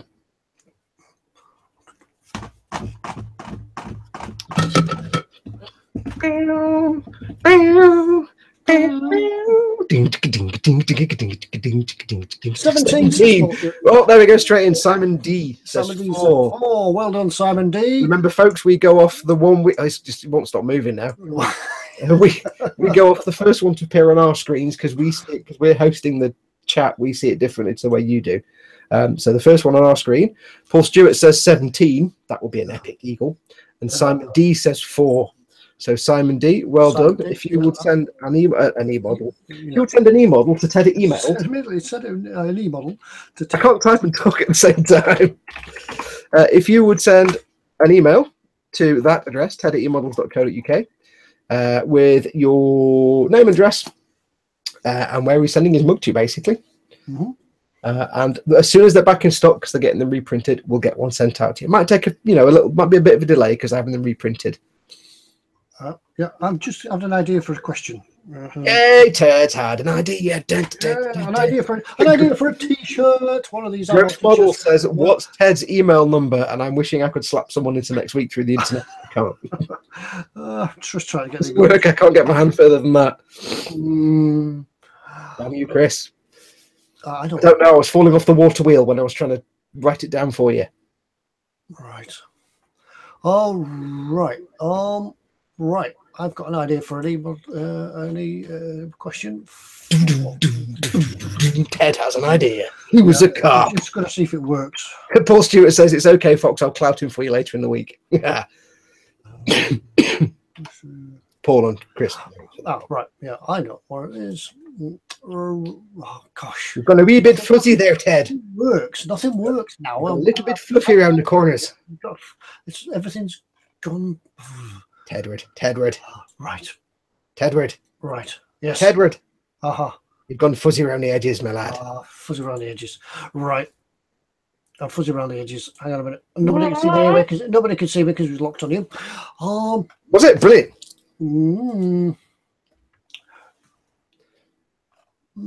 Oh, it hasn't worked. No. What are you doing, Tedward? I was trying to find something. What, the mug? No, I was.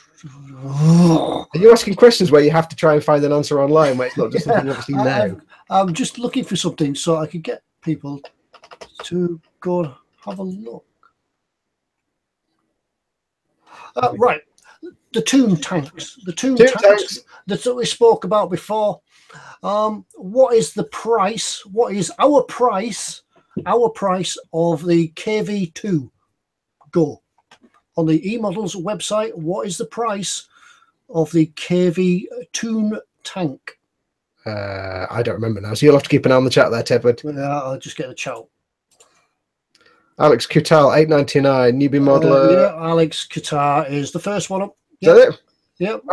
The first answer we got from Alex. Mate, what was he actually winning, by the way? You never said. It's a T-shirt. Oh, right. Yeah. So Alex Kutal, you're the first one on our list, says 899. Well done. You've won yourself. What sizes do we have, Tedward? Just XXL, unfortunately. So you've won yourself a T-shirt that may or may not fit. Yeah, it'd probably fit, but it'd just be big. Yeah, but the thing is, even if it's too big and you can't wear it normally, it'd make a great model making T-shirt because you can get it covered in paint and things like that. Yeah, you can weather it. Yeah, weather it. Weather it. So yeah. Alex, send me your email number. Ted can't talk when I'm typing. That's not how it works. I've just put Ted at emails. Oh God. Yeah, my number is I can't type. I know I've just spelled eModels wrong. Ted at emodels.co.uk. Yeah. My typing is so bad that when I type, other people can't speak. Yeah. We'll get it out to you as soon as I can. As soon as it can find the post office open. Yes. Right. So we've done Anne mug, we've done Anne T-shirt and T-shirt. Yeah. Have we had any word from the dove from above? No word from the dove from above. Not this week. Gorson, cheese and Gefahrten. I think he's away watching Game of Thrones. Yeah, that's true. You know, for the next 5 or 6 weeks, we'll be like free to do what we want because the boss won't be watching. I like that. Yeah. Yeah, we could talk about. We could discuss things. Anyway, right. Right. Well, sorry, I'm just catching up with the chat. Chatting up with the catch. Yeah. Are you losing the thread there, Ted? I'm losing the plot thread. Now. Yeah. I did see a question before as well about when am I doing the next update on the submarine. I know that we did say it right at the start. I'm hoping in the next day or so, hopefully tomorrow, I'll be doing a live update on the U-boat. So Stay tuned. Keep tuned. Are we just both losing the ability to actually use proper words? Yeah, probably the Have gin. you put some water in your vodka? I mean, some water in your water. It's probably the gin I've been drinking. Oh, I say, but you've not been sticking out your little finger on the glass, because if you're going to drink gin, you have to drink gin like that. Yeah, pink gin. The sun is over the yard arm, so we've got some pink gin. Yeah, I'm going to do a live update to show you where I'm up to with the submarine and what's going on with that. Somebody's saying it's locked on me, by the way, Ted. Oh, is it? Oh, you crazy fool! I broke the internet again. Yes. Well, they all know how you press the mute button at the start. I told them about that. Right, you guys. Any more questions before we wrap up for this evening? We've been on. Yes. We've been in. Time is it, Tedward? It's 11:15. We've gone on. Holy 22:46. We've gone on long past our bedtime. Phone says it's 20. Says it is 22:46. That's ridiculousess. Yeah. Is that your screensaver? A Foxx TestTube? That's my lock. You can't. That's my lock screen. Very nice. But my actual wallpaper. There's no harm in showing this. My actual wallpaper, which you won't see. Can you see it? Oh, hang on. I do have the best wallpaper ever. If I do say so myself, because basically, the wallpaper I have is a piece of wrapping paper I got from Tesco about 20 years ago.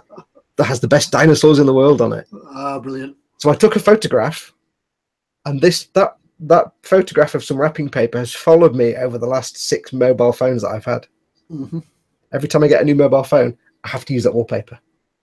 It's the law. Because they're awesome dinosaurs. Paul Stewart says if he orders you 6 of those really hot samyang noodles, will you eat them all in one sitting?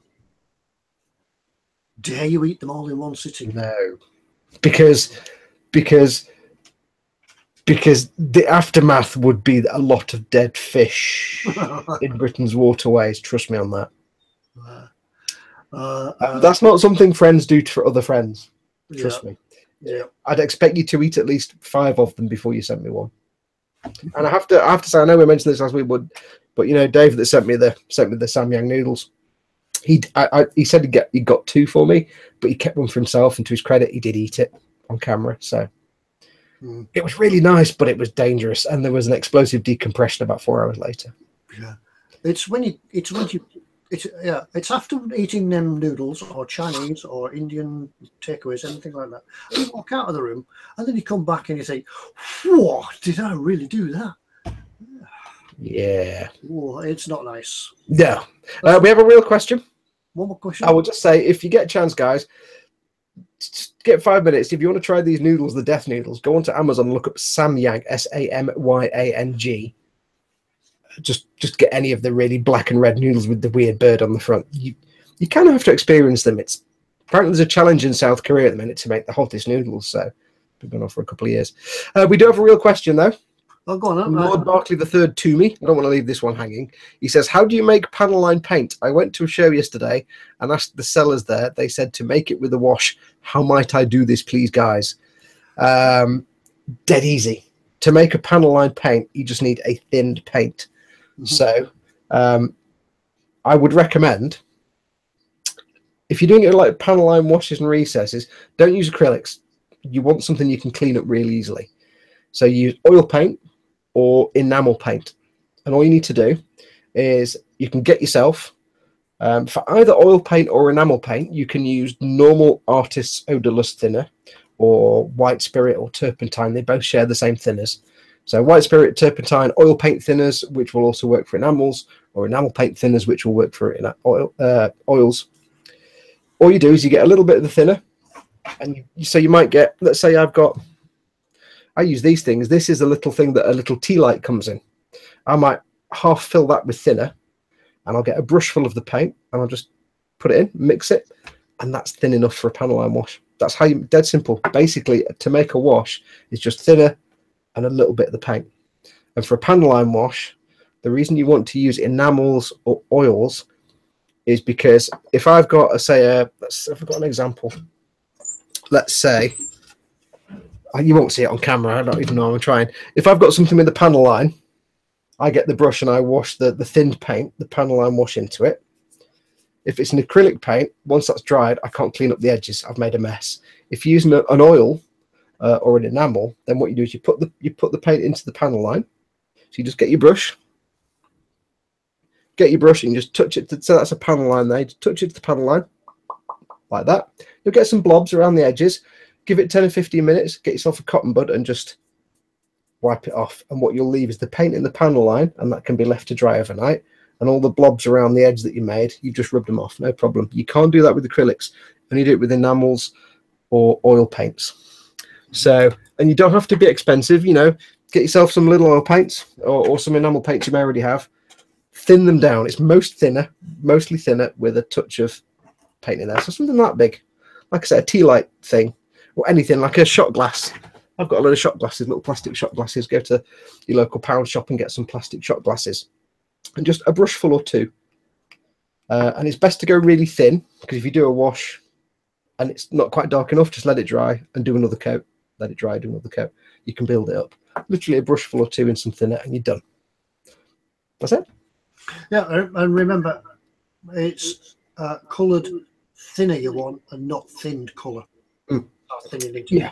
You're basically adding some colour to the thinner. And the beauty of enamels and oils is they can share the same thinners, so it can be, you can get yourself some specific oil paint or enamel paint thinners. So you've got AK Interactive do some, or you can get some from your local art store. What do I use? I can't get it out. I've got some artists odorless oil paint thinners. Try and go for those rather than things like White Spirit and Turpentine, because White Spirit and Turpentine stink. Odorless oil paint thinners don't, but you can use them for enamels or oils. So there you go. Right. TK says spiders. I don't know why. Spiders, shrimps. Spiders. Yeah. Who would win? Who would win a fight, the spider or the shrimp? Want to think about? Well, the spider would drown. Unless it's a water spider. Yeah. Well, TK was telling me last night that his dog doesn't catch spiders. I'm like, that's the worst dog ever. Yeah. But spiders can swim, because you try to wash them down the plug hole and they still crawl out. That's because they stay on the surface of the water, because the surface they stay on it, and then they get in the U-bend where it's not got the water, because the water goes down like that, doesn't it? They get in a little gap, and then they crawl out when you're not expecting it, like when you sat there in the loo and you're like, ah. See the things you learn on the eModels live stream. Yes. Right. Oh, also, here we go, spiders. You know the urban myth of how you swallow 8 spiders in your sleep? Did you know that that's actually not true? Because that whole thing of 8 spiders being swallowed, there was a woman in the US who wanted to see how well an idea or a meme would propagate on the internet. So she put a thing on her website saying, in your lifetime you swallow 8 spiders, and wanted to track how fast it became like accepted as fact. And that's where it started. It actually started with someone testing how long it takes for something to become acknowledged as fact when you make it up on the internet. So there you go. Yeah, because everything's true on the internet. Yep. Apparently it's 6 months before everybody in the world thought, yes, that must be true because it's on the internet. But it was a woman testing it who made it up. Mr. Loth, final question before we go. Before applying heavy chipping effects, do I need a protective top coat on the base colour? No. No. No. Base colour, chipping fluid, colour, and you literally have, I would say, your base colour, obviously let that dry. It works better if you leave it as just base colour and no top coat on that. Base colour, yeah, chipping coat, give that 10 or 15 minutes, maybe. Depends on the brand, 10 or 15 minutes, depending on what brand it is and how long. Then spray your paint over. One coat, light mist coat. You don't want a thick coat of paint. Light mist coat, or just, a light coat of paint. Give it 15-20 minutes, and then you can start to work it off. Yeah, try and do it in one sitting. Don't try and do multiple colours as if you're doing camouflage. You don't want to give it base coat, chipping, green, brown, yellow, red, and then chip, because you'll just have too thick stuff on the top. You really want one coat of paint on top of the chipping fluid. There's no harm in putting a top coat over. If you've got the base coat and then chipping fluid in another colour, there's no harm in putting a top coat over this base colour if you want. Just make sure it's matte. But it does. You don't really need to, because all you're doing is when you've got the chipping fluid here and you've got paint on top, when you get water on a brush, all it does is it reactivates the chipping fluid. Now that water won't do anything to the paint underneath the chipping fluid, but what it will do is it will dissolve away the chipping fluid, which will take the paint that's on top of it with it, if that makes sense. The water will soak through that, because you've only done one thin light coat of paint on top of the chipping fluid. It will soak through that and dissolve away the chipping fluid, and the paint goes with it. Same way if you've got a gloss coat on a clear part and you get some paint on top of that. If you then remove the gloss coat with some ammonia, it'll take the paint with it. So, and that's why hairspray works as well, because hairspray is the same stuff. It breaks down in water. So the paint underneath will be absolutely unaffected. But if you do like multiple coats of paint on top of the chipping fluid, your water's never going to get through to the chipping fluid. It will dissolve away, but it won't break up the paint on top. So, well, on that note, I think we'll call it a night, because we've been in 2 hours now. It's been a cracking night tonight. We've really been kept going. I keep going out of focus. I do apologise. TK's trying to distract me by talking about spiders and wiggling 8 legs, but I'm not actually reading the chat, so it doesn't work. Wait, no. Oh. It's spiders, yeah. Right, folks. Time for us to go and wrap up, and time to go to bed to make an early start in the morning for me to go to work. And I've got to go and binge watch the rest of season 3 of Voyager because of the reasons. Yeah. It's not as good as Deep Space Nine, but it's all right. So, on that note, it's good night for me, and it's good night for my good friend, Mr. Fox, I'm sure. Good night from Mr. Ted and from me. Yeah. So, good night, everybody. Thank you for joining us, and we'll see you hopefully next week. Okay. Thank you all. Bye now. Bye. Ciao, bella. Adios, amigo. Yeah, bye. I'm going to press the button. I can divert one hand. Yeah,